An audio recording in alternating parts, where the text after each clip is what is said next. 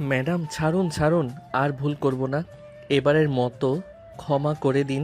তুমি এক কথা বারবার বলো, তুমি ভুলে যাচ্ছ আমি কে। কে বলেছে ভুলে গেছি? আপনাকে কি ভোলা যায়? কখনো ভুলতে পারবো না আপনাকে। আমার জীবনটা তেনা তেনা করে দিচ্ছেন আপনি। আপনাকে সারা জীবন মনে থাকবে আমার। কি বললে তুমি? টানা টানা করে দিচ্ছি? এই তুমি কি অপমান করছো নাকি? আপনাকে অপমান করব? আমার ঘাড়ে কয়টা মাথা আছে বলেন? আমার বাপু একটাই মাথা। আরিয়ান, রাগাবে না বলে দিলাম। ভালোই ভালোই বাড়ি চলে যাও, আমাকে কাজ করতে দাও। একটা চুমু দিন, চলে যাব। এক থাপ্পড় মেরে দাঁত ফেলে দেবো বেয়াদব। রাস্তাঘাটে চুমু চাও, লজ্জা লাগে না? আমি এখন ডিউটিতে আছি, দেখতে পাচ্ছ না? আরে তাতে কি, আপনি তো আমার বউ। বউকে তো যেখানে সেখানে চুমু খাওয়া যায়, এতে কোনো পাপ নাই। তাড়াতাড়ি দিন, আমি চলে যাই। তোমার মনে হয় গুলি খাওয়ার শখ হয়েছে? এক্ষুনি যাও, না হলে শুট করে দেব। আরে যাচ্ছি যাচ্ছি, এত রাগার কি আছে? কোন কপালে যে এমন পুলিশ বউ কপালে জুটলো, আল্লাহ ভালো জানে। শোনো বেয়াদব, তোমাকে আমি স্বামী হিসেবে মানি না, তাই এসব নাটক আমার সাথে করতে আসবে না।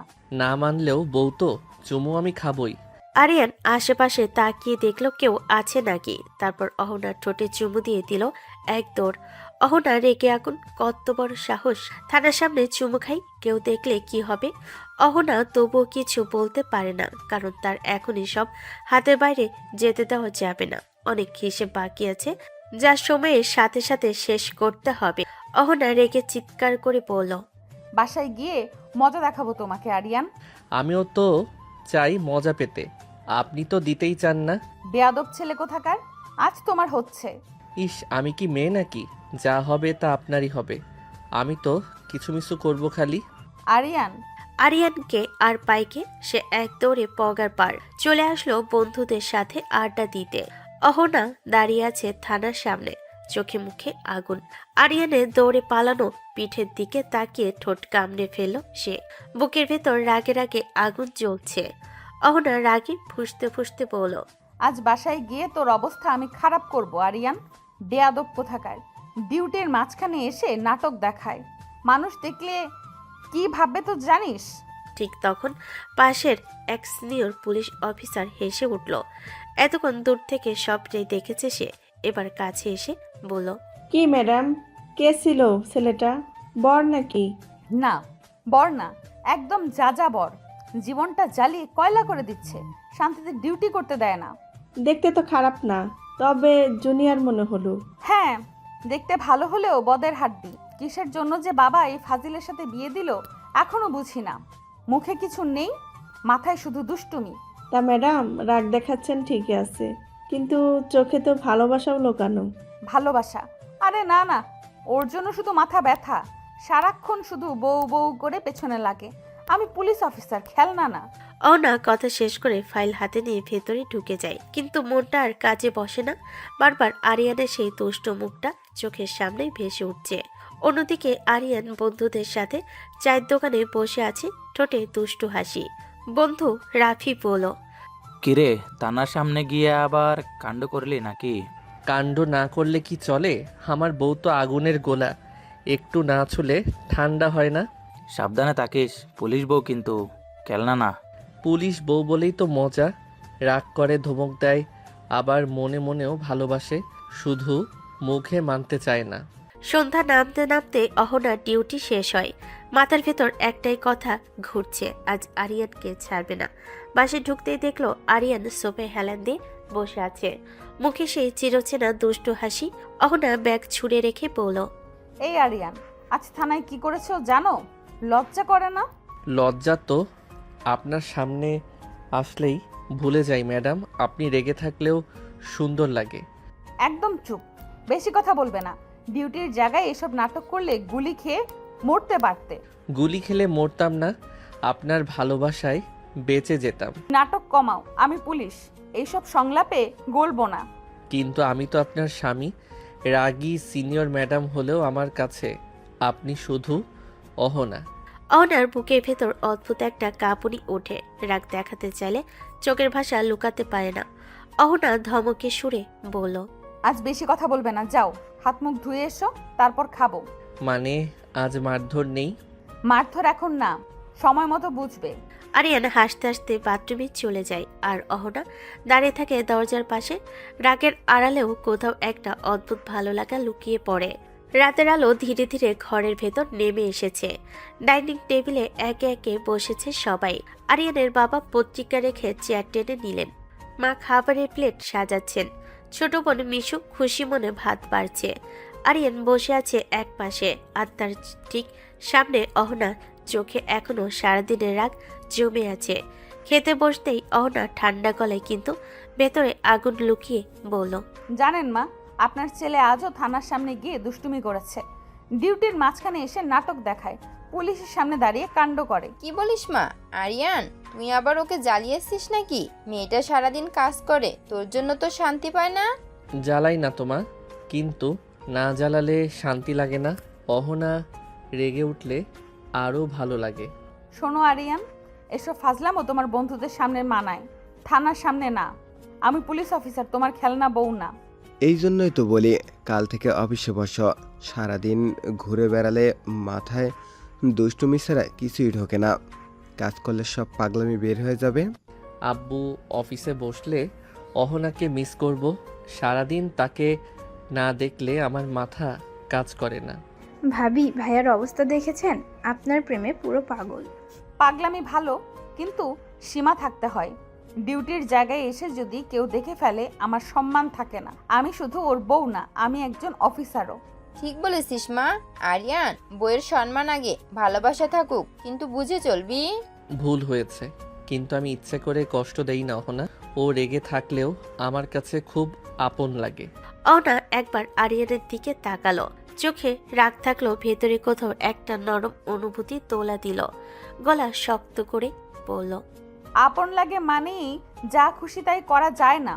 আমি চাই তুমি দায়িত্বশীল হও, শুধু দুষ্টু স্বামী না, ভালো মানুষও হও। আপনি পাশে থাকলে দায়িত্বশীলও হয়ে যাব ম্যাডাম, শুধু আমাকে ছেড়ে দেবেন না। টেবিলের চারপাশে হালকা নীরবতা নেমে আসে, কিন্তু সেই নীরবতার ভেতরও একটা অদ্ভুত মায়া জমে থাকে। রাগী পুলিশ ম্যাডাম আর দুষ্ট স্বামীর সংসারটা ধীরে ধীরে নতুন মোড়ে হাঁটছে। মা হাসি মুখে বললেন, আচ্ছা, এখন ঝগড়া বাদ, খাও সবাই, ঘরে ভালোবাসা থাকুক, রাগ নয়। অহনা আরিয়ানের দিকে তাকিয়ে আর কিছু বলে না, শুধু ভাতের প্লেটে মন দেয়। কিন্তু মনটা বারবার আরিয়ানের কথার দিকে চলে যায়। রাত অনেক হয়ে গেছে। ঘরের আলো নরম হয়ে ছড়িয়ে আছে চারপাশে। বাইরে নীরবতা, ভেতরে অহনার বুকের মধ্যে জমে থাকা দিনের রাগ আর ক্লান্তি। ধীরে পা ফেলে নিজের রুমের দরজায় চলে আসে সে। দরজা খুলে ভেতরে ঢুকতেই হঠাৎ করে দরজা বন্ধ হয়ে গেল। অহনা কিছু বুঝে ওঠার আগেই আরিয়ান সামনে এসে দাঁড়ালো। দরজার লক লাগিয়ে সে এক লাফে অহনাকে জড়িয়ে ধরল। বুকের সাথে মুখ চেপে ধরেছে। অহনা চমকে উঠে রেগে বলল, আরিয়ান, ছাড়ো আমাকে। আমি বারণ করেছি, আমার কাছে আসবে না বলেছি। কতদিন বলবেন এই কথা? বিয়ে হয়েছে 2 মাস, অথচ আমি এখনো আপনাকে ঠিকভাবে আদরই করতে পারিনি। কিসের এত বাধা আপনার? অহনা ধাক্কা দিয়ে নিজেকে ছাড়াতে চেষ্টা করে। সে তো আরিয়ানের কাছে ধরে দিতে পারবে না, তাহলে সব শেষ হয়ে যাবে। তুমি বোঝো না, আমি এই বিয়ে মানি না। তুমি জানো না নাকি? মানুন আর না মানুন, আপনি আমার বউ, আর আমি আমার স্বামীর অধিকার চাই। সারাদিন আপনাকে মিস করি, রাতে কাছে আসতেও পারি না। এটা কি ঠিক? একদম কাছে আসবে না আরিয়ান।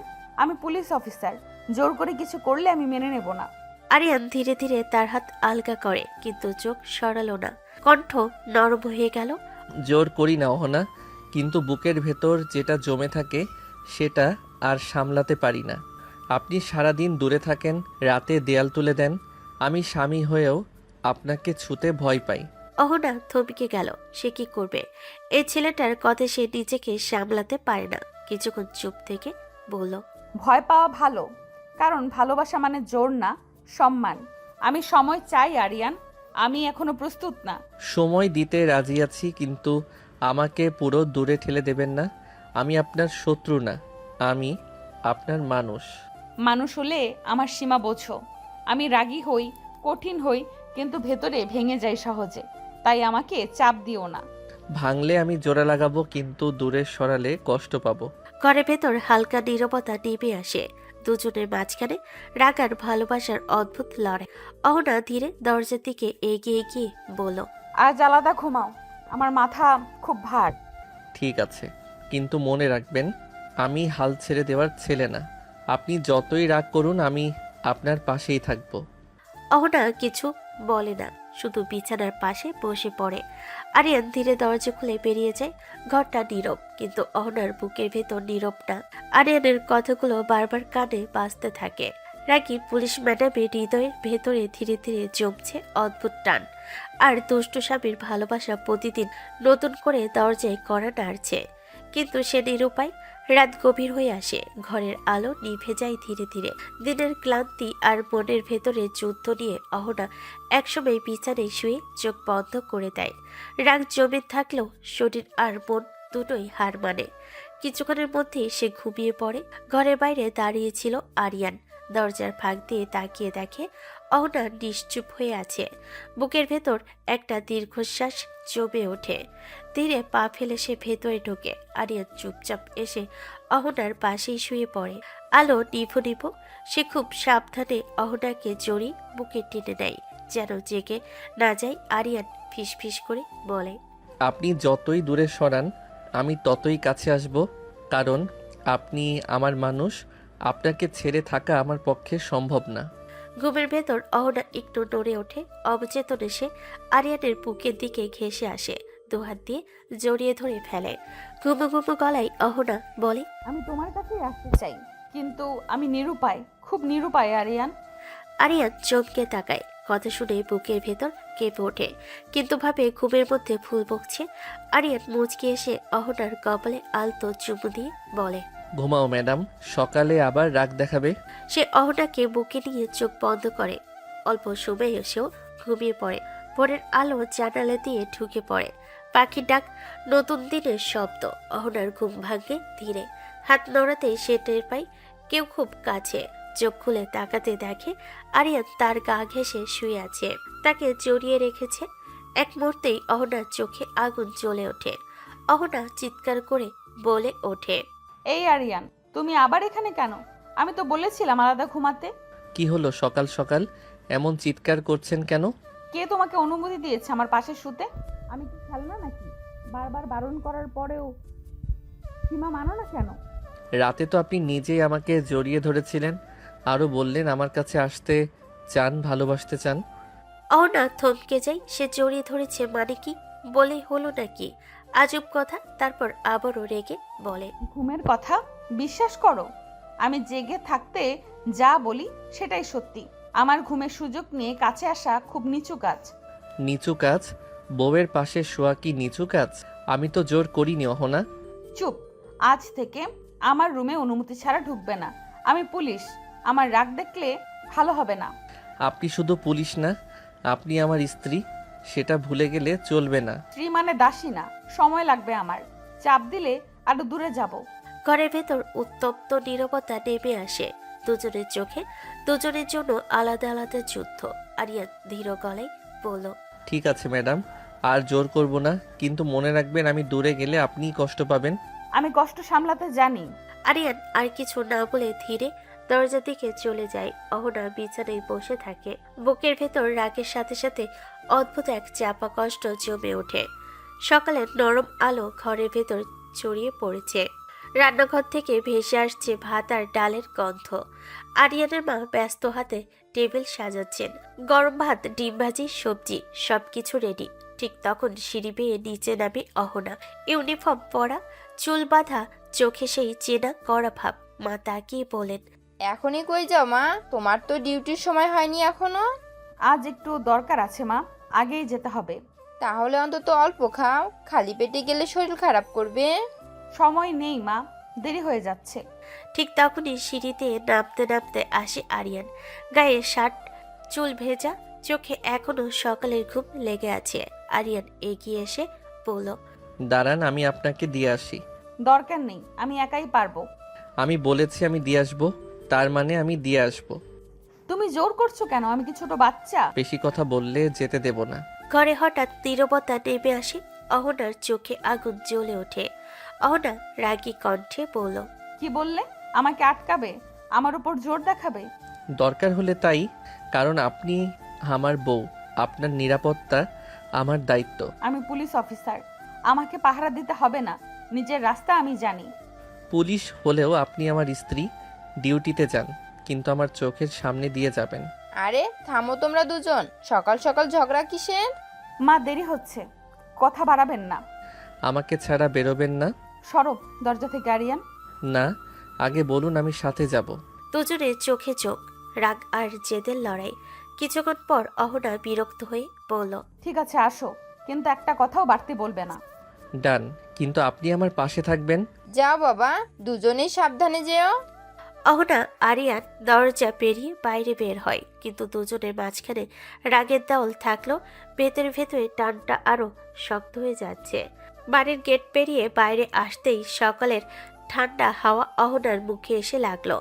রাস্তার পাশে রাখা নিজের স্কুটিটার দিকে এগিয়ে গেল সে। হেলমেট হাতে নিল, চাবি বের করলো। ঠিক তখনই আরিয়ান পেছন থেকে বলল, থামুন, আমি চালাবো। দরকার নেই, তুমি পেছনে বসো। কিছুতেই না, আপনি পিছনে বসবেন। এটা মেয়েদের স্কুটি, আমি চালাবো। মেয়ে মানুষের পিছনে বসে আমি যেতে পারবো না। তাহলে যেতে হবে না, আমি একাই চলে যাব। অহনা ইঞ্জিন স্টার্ট দিতে যেতেই আরিয়ান হঠাৎ স্কুটির পেছনে উঠে বসে পড়ে। আরিয়ান বাধ্য গলায় বলে, ঠিক আছে, পিছনেই বসলাম, আপনিই চালান। ভালো, এখন চুপ করে বসো। স্কুটি চলতে শুরু করতেই আরিয়ান ভারসাম্য রাখতে গিয়ে অহনাকে দুহাত দিয়ে জড়িয়ে ধরল। বুকটা অহনার পিঠে লেগে গেল। অহনা চমকে উঠে চেঁচিয়ে বলল, এই আরিয়ান, হাত ছাড়ো। ড্রাইভ করার সময় এসব করো কেন? না ধরলে পড়ে যাব। আপনি তো এমনভাবে চালান যেন রেস দিচ্ছেন। পড়ে গেলে পড়ো, আমাকে জড়িয়ে ধরার দরকার নেই। স্বামী হয়ে বউকে ধরতে পারবো না, এটা আবার কেমন নিয়ম? এটা রাস্তাঘাট, বাসার বেডরুম না, সীমা বোঝো। আরিয়ান মুচকি এসে আরো শক্ত করে ধরে, যেন অহনাকে জ্বালাতেই তার বেশি শান্তি লাগছে। সীমা বুঝি, কিন্তু আপনি আমার সীমার ভেতরেই পড়েন। হঠাৎ ব্রেক চাপলো, স্কুটি একটু কেঁপে উঠল। অহনা গলা কাঁপিয়ে বলল, আরিয়ান, কোমর ছাড়ো, না হলে এখানেই নামিয়ে দেব। কি করলেন হঠাৎ ব্রেক? শেষ কথা বলছি, শান্তভাবে বসো, না হলে থানায় ঢুকেই তোমাকে লকআপে ঢুকাবো। লকআপেও থাকলে সমস্যা নেই, আপনি থাকলেই হলো। অহনা আর কথা না বলে স্কুটি চালাতে লাগলো, কিন্তু বুকের ভেতর ধুকপুক শব্দটা বেড়ে যায়। রাগী পুলিশ ম্যাডামের সকালটা যেন প্রতিটা সেকেন্ডে নতুন যুদ্ধ বয়ে আনছে। কিছুক্ষণ পরে আরিয়ান ধীর গলায় বলল, রাগ কমান ম্যাডাম, না হলে একদিন আপনার রাগে আমি পুরো গলে যাব। গললে গলাও, কিন্তু নিয়ম ভাঙবে না। স্কুটি ছুটে চলে থানার দিকে। দুজনের মাঝখানে বাতাস থাকলেও অদ্ভুত এক টান দুজনকে বেঁধে রাখে। স্কুটি ছুটে চলেছে শহরের রাস্তায়। সামনে সকালবেলার কোলাহল আর পেছনে অহনার পিঠে লেগে থাকা আরিয়ানের নিঃশ্বাস। অহনা শক্ত করে হ্যান্ডেল ধরেছে, চোখ সামনে, মুখে রাগের ছাপ। হঠাৎ আরিয়ান দুষ্টুমি করে পিছন থেকে অহনাকে আরো কাছে টেনে নিল। তার কাঁধের কাছে মুখ নামিয়ে আলতো করে গলায় ঠোঁট ছোঁয়ালো। অহনা কেঁপে উঠে চেঁচিয়ে বলল, আরিয়ান পাগল নাকি? খুন করব কিন্তু। আপনি চালান, ডিস্টার্ব করব না, আমি তো শুধু ভালোবাসা দেখাচ্ছি। এইভাবে করলে অ্যাক্সিডেন্ট হবে আরিয়ান, রাস্তা দেখছো না? কিছু হবে না, আস্তে চালান, আমি আছি তো আপনার সাথে। অহনা দাঁত কামড়ে গতি কমিয়ে দেয়। স্কুটি ধীর গতিতে চলতে থাকে, কিন্তু আরিয়ানের দুষ্টামি থামে না। ফাঁকা জায়গা পেয়ে আরিয়ান আবার অহনার কাঁধের কাছে ঝুঁকে পড়ে, পিটার ঘাড়ের পাশে আলতো করে মুখ ছোঁয়ায়। অহনার শরীর কেঁপে ওঠে, আরো রেগে বলল, এই আরিয়ান, ঠিক হয়ে বসো, এটা রাস্তা, বাসা না। রাস্তা হোক আর বাসা হোক, আপনি তো আমার বউ, আপনার কাছাকাছি থাকলেই আমার মাথা ঠিক থাকে। মাথা ঠিক রাখতে চাইলে চুপ করে বসো, নইলে স্কুটি থামিয়ে নামিয়ে দেব। আচ্ছা ম্যাডাম, রাগ করবেন না, না হলে আপনার রাগে আমি গলে যাব। কিছুক্ষণ শান্ত থাকে আরিয়ান, কিন্তু একটু পর পর আবার মুচকি হাসি। আরিয়ান ধীরে বলল, তবে একটা কথা, আপনি যতই রাগ দেখান, আপনার পিঠে ভর দিয়ে বসলে আমার খুব নিরাপদ লাগে। নিরাপদ লাগলে ঠিক মতো বসো, আমাকে ড্রাইভ করতে দাও। স্কুটি আবার ছুটে চলে। বাতাস অহনার চুলে লাগে। রাগের আড়ালেও বুকের ভেতর অদ্ভুত এক ধুকপুক ওঠে। পেছনে বসে আরিয়ান ফিস ফিস করে বলে, রাগী ম্যাডাম, একদিন এই রাগটাই আমার সবচেয়ে প্রিয় হয়ে যাবে। বেশি কথা বলো না, সামনে তাকাও। কিন্তু দুজনেই জানে এই ঝগড়া, এই দুষ্টামি, এই কাছাকাছি থাকা সব মিলিয়ে তাদের সম্পর্কটা ধীরে ধীরে আরো গভীর হয়ে উঠছে। স্কুটি ধীরে ধীরে থানার সামনে এসে থামে। সকালবেলার কোলাহল, গেটের সামনে দাঁড়িয়ে থাকা কনস্টেবল, ভেতরে ঢোকার ব্যস্ততা, সব মিলিয়ে জায়গাটা বেশ গম্ভীর। অহনা হঠাৎ ব্রেক টানে। স্কুটি থামতেই সে শক্ত গলায় বলল, নামো, এখানেই শেষ। আরিয়ান পেছন থেকে নেমে দাঁড়ায়। অহনা হেলমেট খুলে রাগে তাকিয়ে বলল, শোনো বেয়াদব, আর জীবনে আমার পেছনে বসাবো না, বুঝেছো? আমি তো চালাতে চেয়েছিলাম, আপনি দেননি চালাতে। এখন দোষ আমার কেন? দোষ তোমারই। রাস্তায় বসে নাটক করো, ডিস্টার্ব করো, আবার কথা বাড়াও। আমি ডিউটিতে আসছি, প্রেম করতে না। ডিউটিতে আসছেন ঠিক আছে, কিন্তু আমি তো আপনার স্বামী। একটু আদর চাওয়াটা কি অপরাধ? এখনই চলে যাও, এখানে বেশি দাঁড়াবে না। আরিয়ান দরজার দিকে না গিয়ে উল্টো সামনে দাঁড়িয়ে পড়ে। মুখে দুষ্ট হাসি, চোখে জেদ। আরিয়ান হালকা গলায় বলল, যাওয়ার আগে একটা চুমু দিন, তাহলেই শান্তিতে চলে যাব। অহনা চারপাশে তাকিয়ে দেখে সবাই আছে। রেখে আগুন হয়ে ফিসফিস করে বলল, মাথা খারাপ নাকি? লাথি দেবো কিন্তু। যাও বেয়াদব। লাথি খেলেও সমস্যা নাই, বউয়ের পায়ের লাথি ভালোবাসারই অংশ। আরিয়ান, শেষবার বলছি, এইখান থেকে সরে যাও। আমি সিনিয়র অফিসার। ঠিক আছে ম্যাডাম, আজ চুমু নাই, কিন্তু সন্ধ্যায় হিসাব বাকি রইল। বেশি কথা বলো না, যাও। আরিয়ান ধীরে পেছনে হাঁটে, কিন্তু কয়েক কদম গিয়ে আবার ঘুরে তাকায়। আরিয়ান মুচকি হেসে বলে, রাগী হলেও আপনি আমার সবচেয়ে সুন্দর ম্যাডাম, সাবধানে থাকবেন। অনা মুখ ঘুরিয়ে নেয়, কিন্তু ঠোঁটের কোণে অজান্তেই হালকা কাঁপন ওঠে। আরিয়ান চলে যায় আর অহনা দাঁড়িয়ে থাকে থানার সামনে। বুকের ভেতর রাগ আর অদ্ভুত টান একসাথে লড়াই করতে থাকে। থানার গেট পেরিয়ে ভেতরে ঢুকতেই অহনার মুখের ভাবটা বদলে যায়। বাইরে সে যেমন রাগিব, ভেতরে সে ঠিক তেমনই দায়িত্বশীল সিনিয়র পুলিশ অফিসার।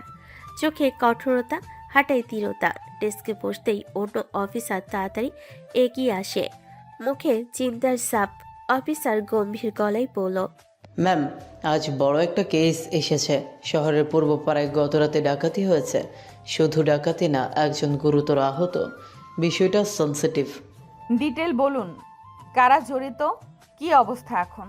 3 জন সন্দেহভাজন, একজন পালিয়েছে, 2 জন ধরা পড়েছে, কিন্তু লিড এখনো দুর্বল।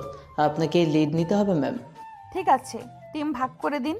একজন লোকেশন চেক করবে, একজন ভিকটিমের স্টেটমেন্ট নিবে, আরেকজন সিসিটিভি ফুটেজ কালেক্ট করবে। ম্যাম, আমি হাসপাতালে সাইড দেখব। আমি লোকেশনে ঘুরে আসছি ম্যাম। সব কিছু রিপোর্ট আকারে চাই, সময় নষ্ট করা যাবে না, এটা বড় কেস। সবাই সালাম দিয়ে কাজে বেরিয়ে যায়। থানার ভেতর আবার স্বাভাবিক ব্যস্ততা শুরু হয়। অহনা ফাইলে চোখ রাখে, কিন্তু হঠাৎ পাশে থাকা এক তরুণী পুলিশ কনস্টেবল মুচকি হেসে কথা বলে ওঠে। মেয়ে পুলিশ হালকা গলায় বলল, ম্যাম, আপনার বর আপনাকে অনেক ভালোবাসে, তাই না? হঠাৎ এইসব কেন? দেখেই বোঝা যায় ম্যাম, আপনাকে চোখে হারায়। প্রতিদিন থানার সামনে এসে ঘুরঘুর করে। কেউ এমন করে না যদি মায়া না থাকে। ওর বয়স কম, তাই দুষ্টুমি করে, বেশি কিছু না। তবুও ম্যাম, আপনি স্বামী সুহাগী। সব্বার কপালে তো স্বামীর সুখ জোটে না। অনেকেই শুধু দায়িত্ব পায়, ভালোবাসা পায় না। কথাগুলো অহনার বুকের ভেতর আলতো করে ধাক্কা দেয়। সে কিছুক্ষণ চুপ থাকে, তারপর ফাইল বন্ধ করে ধীরে ধীরে অহনা নরম স্বরে বলল, হয়তো ঠিকই বলেছ, কিন্তু ভালোবাসা মানেই সহজ না। মাঝে মাঝে রাগ, জেদ, ভুল বোঝাবুঝিও থাকে। রাগ থাকুক ম্যাম, কিন্তু মানুষটা যে পাশে থাকে সেটাই বড় কথা। অহনা জানালার দিকে তাকায়। চোখের সামনে ভেসে ওঠে আরিয়ানের সেই দুষ্টু হাসি। তার সামনে দাঁড়িয়ে থাকা মুখটা। বুকের ভিতর অজান্তেই একটা দীর্ঘশ্বাস বেরিয়ে আসে। অহনা আস্তে করে নিজের মনেই বলে, দুষ্টু হলেও মানুষটা মন্দ না। বাড়ি সেই শক্ত পুলিশ অফিসার, কিন্তু ভেতরে কোথাও একজন স্ত্রী ধীরে ধীরে নিজের অনুভূতিকে বুঝতে শুরু করেছে। কথাগুলো শেষ হতেই অহনা আর সময় নষ্ট করলো না। মুখে নরম ভাবটা আবার শক্ত হয়ে গেল। চোখে ফিরে এলো পুলিশের দৃঢ়তা। সে টেবিল থেকে ফাইল তুলে দাঁড়িয়ে গেল। অহনা গম্ভীর কণ্ঠে বলল, সবাই রেডি হও, কেস আমি নিজে দেখব, কেউ ঢিলামি করবে না। 2 জন কনস্টেবল, একজন অফিসার আর ফরেনসিক টিম প্রস্তুত হয়ে দাঁড়ালো। থানার ভেতর হঠাৎ করে ব্যস্ততা বেড়ে গেল। অফিসার এগিয়ে এসে বলল, ম্যাম, লোকেশন পূর্বপাড়া। ভিকটিম এখন হাসপাতালে। জায়গাটা এখনও সিল করা আছে। ভালো, আগে ক্রাইম সিন, তারপর হাসপাতাল। একটা ক্লুও বাদ যাবে না। পুলিশ জিপে উঠে বসে অহনা। গাড়ি চলতে শুরু করতেই তার চোখ জানালার বাইরে স্থির হয়ে যায়। রাস্তায় ছুটতে ছুটতে তার মাথার ভেতর কেসের ছবি আঁকতে থাকে। কিছুক্ষণ পর গাড়ি থামে। চারপাশের ভিড়, ট্যাপ দিয়ে ঘেরা এলাকা। অহনা নামতেই সবাই স্যালুট করে। জায়গাটা ছোট গলি, একপাশে ভাঙ্গা দরজা, মেঝেতে শুকনো রক্তের দাগ, বাতাসেও অদ্ভুত ভারী গন্ধ। অহনা চারপাশে তাকিয়ে শক্ত গলায় বলল, ভিড় সরাও, কেউ ভেতরে ঢুকবে না। সে ধীরে ধীরে জায়গাটা ঘুরে দেখে। ভাঙ্গা আলমারি, স্বর্ণ কাগজ, মেঝেতে পড়ে থাকা একটা মোবাইল। অহনা নিচু হয়ে মোবাইলটা দেখে বলল, এটা কার? ভিকটিমের ম্যাম, মার খেয়ে পড়ে গিয়েছিলেন। ফিঙ্গারপ্রিন্ট নাও, কারো হাত লেগেছে কিনা বের করতে হবে। সে দেওয়ালের দিকে এগিয়ে যায়। সেখানে নখের আঁচড়, কাপড়ের টুকরো আটকে আছে। অহনা আঙ্গুল দিয়ে দেখি বলল, এটা কালেক্ট করো। মারামারি হয়েছে, ডাকাতি হলে এত রেজিস্ট্যান্স থাকতো না। মানে ম্যাম, শুধু টাকা না, অন্য কিছু খুঁজছিল। ঠিক তাই, ঘর এলোমেলো কিন্তু দামি জিনিস ঠিকই আছে। এটা সাধারণ ডাকাতি না। সে জানালার পাশে দাঁড়িয়ে বাইরে তাকায়। গলির শেষ মাথায় ক্যামেরা ঝুলছে। অহনা দৃঢ় কণ্ঠে বলল, সিসিটিভি ফুটেজ চাই, কাল রাতে সব রেকর্ড আনো। 1 মিনিটও দেরি না। সবাই কাজে লেগে যায়। অহনা আবার ঘরের মাঝখানে দাঁড়িয়ে চোখ বন্ধ করে কল্পনা করে নেয় কিভাবে ঘটনা ঘটেছে। কিছুক্ষণ পর সে চোখ খুলে বলে, ভিকটিমকে আগে ভয় দেখানো হয়েছে, তারপর আঘাত। অপরাধীরা নার্ভাস ছিল, মানে সময় কম ছিল তাদের হাতে। আপনি ঠিক ধরেছেন ম্যাম। অহনার চোখে তখন শুধু কেস, রাগী বউ আর দুষ্ট স্বামীর কথা আপাতত ভুলে গেছে সে। এখানে সে শুধু একজন সিনিয়র পুলিশ অফিসার। অহনা শক্ত গলায় বলল, এখন হাসপাতাল। ভিকটিম জ্ঞান ফিরলে আমি নিজে কথা বলবো। টিম আবার গাড়িতে উঠে পড়ে। অহনার চোখ জ্বলছে, দায়িত্ব আর রহস্য ভাঙার আগুন। রাগী পুলিশ ম্যাডাম এবার নামলো বড় কেসে, আর এই কেসই সামনে এনে দেবে নতুন বিপদ, নতুন সত্য আর নতুন টানাপোড়েন। গাড়ি থামে হাসপাতালে। ভিকটিমের রুমের বাইরে টিম দাঁড়িয়ে আছে। অহনার চোখে ঝলক আর শুধু দায়িত্বের আগুন। সে ধীরে ধীরে ভেতরে প্রবেশ করে। অহনা দাঁড়িয়ে বলল, সবাই সাইলেন্ট থাকো, কেউ ঝামেলা করবে না। আমি চাই সরাসরি ঘটনাস্থল দেখে সব বুঝতে। ভিকটিমের পাশে গিয়ে সে ধীরে মাথা নাড়ে দেখে। চোখের সংখ্যা, মুখে কাঁপন। ভিকটিমের হাত হালকা কাঁপছে। অহনা শক্ত কণ্ঠে বলল, আপনি ঠিক আছেন, ভয় পাবেন না। আমি পুলিশ, আমি আপনাকে সাহায্য করতে এসেছি। ভিকটিম কণ্ঠ কম্পিত হলেও নিজের গল্প বলা শুরু করে। ভিকটিম ফিসফিস করে বলল, রাত 3টা, হঠাৎ দরজা খোলা হলো, কেউ জোর করে ঢুকলো। অহনা শোনার সময় চারপাশে তাকালো। কোন কোন প্রমাণ তাকে নির্দেশ করছে, কোথায় টানাপোড়েন হয়েছে, সব মনে মনে সাজাচ্ছে। সেসব ঘটনা খুলে বলল। অহনা মাথা নেড়ে বলল, ঠিক আছে, আর ভয় পাবেন না, আমি সব বুঝেছি। আপনি এখন নিরাপদে থাকবেন। তদন্তের খাতার সব তথ্য ধরো, কেমন ধরনের জিনিস খুঁজেছে, কারা হাত দিয়েছে, সিসিটিভি ফুটেজ যাচাই করো। ম্যাম, আমরা আগে কিছু ছোট জিনিস খুঁজেছি। যত ছোটই হোক সব, আর একটা ড্রপও বাদ যাবে না। এটা বড় কেস। সে হাসপাতালের জানালা দিয়ে বাইরে তাকায়। মনে মনে অনুমান করে ক্যাসুয়ালিটি কিভাবে ঘটেছে, অপরাধীরা কোথায় ভীত হয়েছে, কিভাবে পালিয়েছে। অহনা বলল, ভিকটিমের স্টেটমেন্ট নাও, সিসিটিভি ফিঙ্গারপ্রিন্ট সব কালেক্ট করা হবে। টিম ব্যস্ত হয়ে যায়। সবাই বুঝতে পারে এখানে শুধু মামলা নয়, সিনিয়র অফিসারের চোখ সব কিছুই ধরছে। অহনা ফাইল হাতে নিয়ে কক্ষের মধ্যে ধীরে ধীরে হাঁটে। মনে মনে ভাবছে, যত ছোট প্রমাণ, ছোট মানুষ, সবই অপরাধীকে ধরতে সাহায্য করবে। ভুল কোনো শিরোনাম থাকবে না। সে দাঁড়িয়ে দাঁড়িয়ে বলে, সাহায্য চাইলে কেউ ঝুঁকবে না। আমাদের দায়িত্ব শুধু অপরাধী ধরাই নয়, ভিকটিমের নিরাপত্তাও নিশ্চিত করা। ঠিক বলেছেন ম্যাম। অহনার চোখে তখন শুধু কেস, বাইরে তার দুষ্ট স্বামী বা রাগ নেই। এখন সে শুধু একজন পুলিশ, দৃঢ়, দায়িত্বশীল, নির্ভীক। অহনা ফাইল টেবিলের উপর রেখে ধীরে ধীরে বলল, এখন সবাই রেডি হও, ফেরত এসে রিপোর্ট তৈরি করো। কোনো তথ্য বাদ যাবে না। হাসপাতালের রুম থেকে বেরিয়ে এসে অহনা দাঁড়িয়ে গভীর শ্বাস নিল। বাইরে সকলের হাওয়া, রাস্তার ব্যস্ততা সব মিলিয়ে যেন এক নতুন যুদ্ধের প্রস্তুতি। অহনা চোখে শক্তি জড়ান গলায় বলল, সবাই মনোযোগ দাও। আমরা শুধু দেখতে এসেছি না, কাজ শেষ করতে এসেছি। ছোটখাটো কিছু বাদ যাবে না। ম্যাম, এত বিশদ? যে কেস বড় সেখানে ছোটখাটো বড় হতে পারে। চোখ বন্ধ করে দেখবেন না। প্রথমে ঘটনাস্থল, সমস্ত চিহ্ন, আঘাত, আসবাবের অবস্থা, সব পরীক্ষা। কেউ ভুল করলে সোজা রিপোর্টে লেখা হবে। ম্যাম, আমাদের সন্দেহ আছে, কেউ ফিঙ্গারপ্রিন্ট ছাড়া গেছেন। ফিঙ্গারপ্রিন্ট সব মিলিয়ে দেখো, কোনো ড্রপ মিস করা যাবে না। অহনা জানালার পাশে দাঁড়িয়ে বাইরে তাকায়। মনে মনে ভাবছে, যেখানে অপরাধীরা দৌড়ে পালিয়েছে সেই পথে কোথায় ভুল করেছে। অহনা ধীর গলায় বলে, সিসিটিভি ফুটেজ যাচাই করো। ম্যাম, ভিকটিমের কথাও আমরা নেব। ঠিক আছে, ভিকটিমকে নিরাপদে রাখো। 3.5 কেস তদন্ত, ভিকটিমের স্টেটমেন্ট, ফিঙ্গারপ্রিন্ট, সিসিটিভি সব মিলিয়ে অহনার মাথা ভারী, চোখে ক্লান্ত, পায়ের তলায় ব্যথা। হাসপাতাল থেকে ফিরে থানার ভেতরে সব শেষ করে রাতের দিকে বাড়ি ফিরে অহনা রুমে ঢুকতেই দরজা বন্ধ করে ফেলে। হেলমেট রেখে বিছানার পাশে দাঁড়িয়ে এক মুহূর্ত শান্তি নিতে চায়। ঠিক তখন আরিয়ান হঠাৎ দরজা দিয়ে প্রবেশ করে, চোখে দুষ্টু হাসি। আরিয়ান বলল, শোনো ম্যাডাম, আজ সারাদিন কাজ করেছো, রাতের জন্য তো আমার কিছু দায়িত্বই আছে। আরিয়ান, এখন এমন সময়, আমি ক্লান্ত। কিন্তু আরিয়ান থেমে নেই, ধীরে ধীরে অহনার দিকে এগিয়ে আসে। আরিয়ান ফিসফিস করে বলল, ক্লান্ত হলেও একটু আনন্দ দরকার, শুধু আজ রাতের জন্য। আমি ক্লান্ত, আমি ঘুমাতে যাচ্ছি। কাছে আসলে লাথি খাবে বেয়াদব।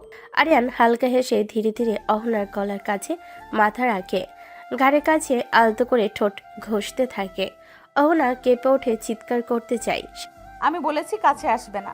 আজকে শুধু একটু, আমি শুধু ভালোবাসা দেব। সে ঠোঁট দিয়ে ঘাড়ের পেছনে আলতো করে কিস দিতে থাকে। অহনা কিছুটা রাগে, কিছুটা লাজে চোখ বন্ধ করে নেয়। অহনা হালকা গলায় বলল, এত রোমান্টিক কি দরকার আছে বেয়াদব? আরিয়ান কথা শুনে না, যেন নিজের ধ্যানে মগ্ন। আরিয়ান চুমু দিতে ফিসফিস করে বলল, যতই রাগ করো আমি ততই কাছে আসব, এটা আমার অধিকার। তুমি জানো না আমি কখনো এতটা ধৈর্য হারাইনি। ধৈর্য হারানো মানেই আপনার কাছে আসা, আর আমি তো বউকে রাগ দেখাতে পারি না। অবশেষে কিছুক্ষণ চুমুর খুনসুটি চলতে থাকে। আরিয়ান হালকা করে ঠোঁট তুলে ধরে বলে, আজ রাতের জন্য আমি তোমার ক্লান্তি মুছে দেব। বেশি দূরে যেও না, আমি ঘুমাতে চাই। তুমি যতই দূরে সরো আমি ততই কাছে থাকব। ঘুমাও ম্যাডাম, আমি এখানে আছি। অহনা চোখ বন্ধ করে হালকা হাসি দিয়ে মৃদুভাবে মাথা নেড়ে শুয়ে পড়ে। বুকের ভেতর অদ্ভুত এক অনুভূতি জেগে ওঠে, মনে রাগ আর ভালোবাসার মিশ্রণ। রাত গভীর, রুমে চুপচাপ শুধু বাতাসের নরম সুর। অহনা বিছানায় শুয়ে নিজের মাথার ভেতর সারাদিনের কেসের দৃশ্য একবার শেষবারের মতো মনে করছে। ক্লান্তি শরীরের প্রতিটা অংশে, ঠিক যেন আরিয়ান আরও কাছে এসে হালকা করে বলে, আজকের জন্য একটু শান্তি চাই, আমি শুধু তোমার কাছে থাকতে চাই। আরিয়ান, এখন ঘুমাতে চাই, আমার কাছে আসবে না। কিন্তু আরিয়ান থেমে নেই, ধীরে ধীরে অহনার দিকে এগিয়ে আসে, হাত দিয়ে কোমলভাবে জড়িয়ে ধরে। আরিয়ান ফিসফিস করে বলে, আজ রাতে শুধু আমি তোমার স্বামী আর তুমি আমার বউ, একটু কাছে আসা অপরাধ না? অহনা প্রথমে বেধড়ক রাগ দেখালেও শরীরের ক্লান্তি আর আরিয়ানের আলতো স্পর্শে অবশ হয়ে যায়। আরিয়ান ধীরে ধীরে অহনার পাশে শুয়ে পড়ে, চোখে মৃদু দুষ্টু হাসি, ঠোঁট আলতো করে অহনার ঠোঁটে চুমু দেয়। অহনা চোখ বন্ধ করে ফিসফিস করে বলে, শুধু আজই কিন্তু। চুমুর খুনসুটি ধীরে ধীরে থেমে যায়, শরীরের ক্লান্তি মিলিয়ে দুজনেই একান্ত ঘুমে মিশে যায়। রাতের অন্ধকারে শুধুই দুই মন একসঙ্গে নিঃশ্বাস মিলিয়ে শুয়ে আছে। সকাল হয়, রোদ মৃদু করে রুমে ঢোকে, কিন্তু অহনা ঘুম থেকে উঠে আলতো হাসি দিয়ে চুপচাপ ঘরে থেকে বেরিয়ে যায়। কেউ কিছু বুঝতে পারে না। সকাল অনেকটা গড়িয়ে গেছে, রুমের ভেতর সূর্যের আলো এসে পড়েছে পর্দার ফাঁক দিয়ে। আরিয়ান ধীরে ধীরে চোখ মেলে মাথার পাশে হাত বাড়িয়ে থমকে যায়। বিছানাটা ফাঁকা। আরিয়ান একটু উঠে বসে, চারিদিকে তাকায়। আরিয়ান ফিসফিস করে বলল, অহনা। কোনো উত্তর নেই। বালিশটা ছোঁয়া মাত্রই বুঝতে পারে সে অনেক আগেই উঠে গেছে। আরিয়ানের মুখে হালকা বিরক্তি আর মায়া একসাথে জমে ওঠে। আরিয়ান নিজে নিজেই বলে, এই ম্যাডামটা না সকালে একটু ডাকলো না, কাল এত রাগ, রাতে এত শান্ত, আর সকালে উধাও। সে বিছানা থেকে নেমে বারান্দায় যায়, নিচে তাকায় কিন্তু অহনাকে দেখা যায় না। বুকের ভেতর অদ্ভুত খালি খালি লাগে। আরিয়ান দীর্ঘশ্বাস ফেলে বলে, কেস থাকলে আমি নেই, আর আমি থাকলেও কেস আছে আজব। ফোন হাতে নেই, একবার কল দিতে গিয়েও থেমে যায়। আরিয়ান হালকা হাসে। ডিউটিতে থাকলে আবার বলবে ডিস্টার্ব করছো, থাক পরে কথা বলবো। মনটা ভারী নিয়ে সে ফ্রেশ হতে যায়। অন্যদিকে থানার ভেতর সকাল থেকেই ব্যস্ততা। অহনা ইউনিফর্ম ঠিক করে ফাইল হাতে করিডোর দিয়ে হাঁটছে। চোখে ঘুম নেই কিন্তু দায়িত্বের আগুন আছে। অফিসার এসে বলল, ম্যাডাম, ভিকটিমকে নিয়ে আসা হয়েছে। ভেতরে বসাও। সিসিটিভি ফুটেজ রেডি আছে তো? জি ম্যাডাম, সব প্রস্তুত। অহনা চেয়ার টেনে বসে। চোখে আর রাগ নেই, এখন শুধু পুলিশ ম্যাডাম। অহনা বলল, প্রথমে স্টেটমেন্ট নাও, তারপর লোকেশন ট্র্যাক করো। আজ কোনো ভুল চাই না। একের পর এক কাগজ টেবিলে পড়ে। ফোন বেজে ওঠে, ওয়াকিটকি শব্দ করে। কনস্টেবল দৌড়ায়। থানার ভেতর যেন যুদ্ধের প্রস্তুতি। অহনা ফাইল খুঁজে নিজের মনে বলে, ব্যক্তিগত জীবন বাইরে থাকবে, ডিউটির সময় শুধু কেস। কলম দিয়ে দাগ টানে, প্রশ্ন সাজায়, সন্দেহভাজন নাম আলাদা করে রাখে। অহনা উচ্চ স্বরে বলে, এই তিনজনকে আলাদা করে জেরা করো, কেউ যেন ফাঁকি দিতে না পারে। জি ম্যাডাম। একদিকে আরিয়ান ঘরে বসে অহনা উপস্থিতিতে একটু ফাঁকা ফাঁকা, আর অন্যদিকে অহনা কেসের ভেতরে ডুবে নিজের অনুভূতিকে আটকে রেখেছে। সকালটা আরিয়ানের কাছে অদ্ভুত ফাঁকা লাগে। রুমে সব আছে কিন্তু অহনা নেই। বালিশে এখনো তার পারফিউমের গন্ধ লেগে আছে কিন্তু মানুষটা নেই। আরিয়ান জানালার পাশে দাঁড়িয়ে নিজের মনে মনে বলে, এই মেয়েটা না ডিউটি পেলেই দুনিয়া ভুলে যায়। সে বিছানায় বসে চুল এলোমেলো করে ফেলল। বুকের ভেতর অকারণে একটা চিনচিনে ব্যথা। আরিয়ান আবার বলে, আমি কি শুধু দুষ্টামি করার মানুষ নাকি? আমি তো সত্যি ওকে চাই। থাক, কাজ শেষ হলে নিজেই ফোন করবে। তবু মনে শান্তি আসে না। অন্যদিকে থানায় সকাল থেকে যেন যুদ্ধকালীন অবস্থা। করিডোরে বুটের শব্দ, কাগজের খসখস, ওয়াকিটকির শব্দ। অহনার চোখে শুধু দায়িত্ব। অফিসার দৌড়ে এসে বলে, ম্যাডাম, নতুন আপডেট এসেছে। ভিকটিমের মোবাইল লোকেশন মিলেছে। বড় স্ক্রিনে ম্যাপ ভেসে ওঠে, লাল দাগ, সময়, লোকেশন। অহনা তাকিয়ে বুঝতে পারে কেসটা যতটা সহজ ভেবেছিল ততটা নয়। অহনা টেবিলে হাত রেখে বলে, ঘটনার আগে এই জায়গায় 3বার যাওয়া হয়েছে। এইখানে কিচ্ছু লুকানো আছে। ম্যাডাম, এটা শহরের পুরাতন গুদাম এলাকা। ঠিক তাই, আজই সেখানে রেড হবে, কোনো দেরি না। টিম নোট নেয়, অস্ত্র চেক করে, গাড়ি প্রস্তুত হয়। অহনার কণ্ঠে দৃঢ়তা। অহনা বলে, আজ কোনো ঝুঁকি নেব না, প্রত্যেকটা মানুষ চোখে চোখে থাকবে। জি ম্যাম। গাড়িতে বসে অহনা জানালার বাইরে তাকায়। মনের ভেতর হালকা করে আরিয়ানের মুখ ভেসে ওঠে কিন্তু সঙ্গে সঙ্গে নিজেকে শক্ত করে নেয়। অহনা নিজের মনে বলে, এখন সময় আবেগের না, এখন সময় দায়িত্বের। গাড়ি ছুটে চলে শহরের ভেতর দিয়ে। সাইরেনের শব্দ, বাতাস কাঁপায়। আরিয়ান ঘরে বসে অস্থিরভাবে পায়চারি করছে। হঠাৎ তার বুকের ভেতর কেমন যেন খচখচ করে ওঠে। আরিয়ান ফিসফিস করে বলে, কেন জানি আজ মনটা ভালো নেই। অহনা ঠিক আছে তো? জানে না ঠিক এই মুহূর্তে অহনা বিপজ্জনক কেসের দিকে এগোচ্ছে। দুজন দু জায়গায় কিন্তু অদ্ভুতভাবে একে অপরের চিন্তায় বাধা। অহনার মুখে কোনো হাসি নেই, চোখে শুধু দায়িত্বের কঠিন আলো। ইউনিফর্মের বেল্ট শক্ত করে বাঁধে, বন্দুকটা ঠিকঠাক করে নেয়। আজকের কেসটা সাধারণ না, ভেতরে বড় কিছু লুকানো আছে। সে বুঝে গেছে। অহনা গম্ভীর কণ্ঠে বলে, আজকেও আবেগ দেখাবে না, প্রত্যেকজন নিজের পজিশন ঠিক রাখবে। 1 সেকেন্ড দেরি মানেই বিপদ। গাড়িগুলো সারিবদ্ধভাবে ছুটে চলে। রাস্তার পাশে মানুষ তাকিয়ে দেখে। সাইরেনের শব্দে শহর কেঁপে ওঠে। অহনার চোখ জানালার বাইরে, কিন্তু মাথার ভেতর শুধু ম্যাপ আর সন্দেহজনদের মুখ।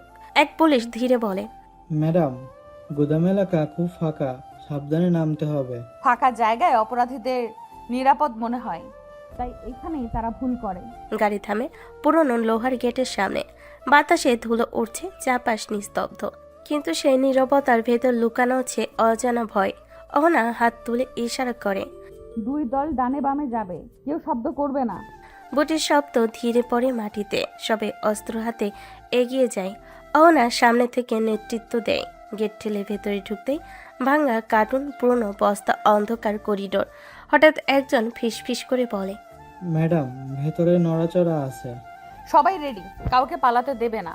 ঠিক তখনই ভেতর থেকে দৌড়ে বেরিয়ে আসে দুজন লোক। চারপাশে হইচই, অহনা গর্জে ওঠে। দাঁড়াও। একজন থামে, আরেকজন পালাতে যায়। অহনা নিজেই দৌড়ে যায়। বুটের শব্দে ধুলো ওড়ে। অহনা শক্ত কণ্ঠে বলে, থামো, নইলে গুলি করব। লোকটা দেওয়ালে ধাক্কা খেয়ে পড়ে যায়। অহনা হাত ঘুরিয়ে তাকে কবজায় ধরে ফেলে। অহনা দাঁত চেপে বলে, এতদিন লুকিয়েছিলে, আজ আর না। ভেতরে ঢুকতেই বড় রহস্য বের হয়। বক্সের ভেতর জাল কাগজ, কয়েকটা মোবাইল, কিছু অস্ত্র। সবাই অবাক। এক পুলিশ উত্তেজিত গলায় বলে, ম্যাডাম, এটা তো পুরনো নেটওয়ার্ক। শুধুমাত্র এদের মুখ খোলাতে হবে, এখানেই কেস শেষ না। থানায় ফেরার পথে অহনা গাড়ির সিটে হেলান দেয়। মাথার ভেতর কেসের জট, কিন্তু কোথাও একটা কোণে আরিয়ানের মুখ হঠাৎ ভেসে ওঠে। অহনা নিজের অজান্তে ফিসফিস করে বলে, ও এখন কি করছে কে জানে। সে নিজেকে আবার শক্ত করে নেয়। অহনা ভাবে আগে দায়িত্ব, পরে সব। আর দূরে কোথাও আরিয়ান অস্থির হয়ে ঘর ছাড়ে। মনে হয় কিছু একটা ঠিক নেই। আরিয়ান নিচু স্বরে বলে, আজ ম্যাডামকে না দেখলে শান্তি পাবো না। সে চাবি হাতে বেরিয়ে পড়ে। থানার দিকে তার পা চলে যায়। রাগী পুলিশ ম্যাডামের কেস গভীর হচ্ছে, আর দুষ্টু স্বামীর চিন্তাও ধীরে ধীরে গুরুতর হয়ে উঠছে। দুপুর গড়িয়ে বিকেল। থানার ভেতর তখনও ব্যস্ততা, কিন্তু অহনার কাজের চাপ একটু কমেছে। ফাইল বন্ধ করে চেয়ার থেকে উঠে দাঁড়িয়ে সে জানালার পাশে গিয়ে গভীর শ্বাস নেই। মাথার ভেতর কেসের হিসাব, চোখে ক্লান্তি। ঠিক তখনই থানার গেটের সামনে একটা পরিচালিত গাড়ি এসে থামে। গাড়ি থেকে নামতেই দেখা যায় আরিয়ানের সেই দুষ্টু হাসি। চোখে আজ আলাদা উজ্জ্বলতা, যেন কাউকে না দেখে শান্তি পায়নি। আরিয়ান নিজের মনে বলে, আজ ম্যাডামকে না দেখলে বুকটা শান্ত হচ্ছিল না। সে গেটের সামনে দাঁড়িয়ে চারিদিকে তাকায়। কনস্টেবলদের ফাঁকে অহনাকে খুঁজে পায়। ইউনিফর্মে দাঁড়িয়ে থাকা অহনাকে আজও অসম্ভব শক্ত আর সুন্দর লাগে। আরিয়ান জোরে ডাক দেয়, ম্যাডাম শুনছেন, একটু আসবেন। অহনা শব্দ শুনে তাকায়। চোখে বিরক্তি ফুটে ওঠে। থানার সামনে আবার এই ছেলে। অহনা গম্ভীর গলেই বলে, আরিয়ান, এখানে কেন এসেছো? ডিউটির জায়গায় নাটক করতে মানা। নাটক না, বউ দেখতে এসেছি। 5 মিনিট দেন, তারপর চলে যাব। চারপাশে পুলিশ লোকজন। কেউ কি ভাববে ছেলেটা আসলেই বিরক্তিকর। অহনা বিরক্ত হয়ে নিচু গলায় বলে, ভেতরে কথা বলো না, বাইরে গাড়িতে যাও। দুজন থানার পাশের পার্কিংয়ে আসে। আরিয়ান নিজের গাড়ির দরজা খুলে অহনাকে বসায়। দরজা বন্ধ করে তার চোখের ভেতর দুষ্টামি খেলা করে। আরিয়ান হালকা গলায় বলে, সারাদিন দেখি নাই, একটু তো আদর করতেই পারি। আরিয়ান, মাথা ঠিক আছে? আমি ইউনিফর্মে ডিউটিতে আছি। আরিয়ান কথা না পারি হঠাৎ এগিয়ে এসে অহনার ঠোঁটে আলতো করে চুমু দেয়। 1 সেকেন্ডের জন্য গাড়ির ভেতর নিঃশ্বাস থেমে যায়। অহনা চোখ বড় করে ঠেলে দেয়। অহনা গর্জে ওঠে, পাগল হয়েছে নাকি? থানার সামনে এসব করছো কেন? গাড়ির ভেতর তো কেউ দেখেনি, আর বউকে চুমু দেওয়া কি অপরাধ? অপরাধ না, কিন্তু অসময়। আমি পুলিশ অফিসার, তোমার প্রেমিকা না। আরিয়ান একটু গম্ভীর হয়, কিন্তু দুষ্টু হাসি ছাড়ে না। আরিয়ান নরম গলায় বলে, ডিউটির বাইরে তুমি পুলিশ, আর ডিউটির ভেতরও তুমি আমার বউ। আমি শুধু সেটা মনে করিয়ে দিলাম।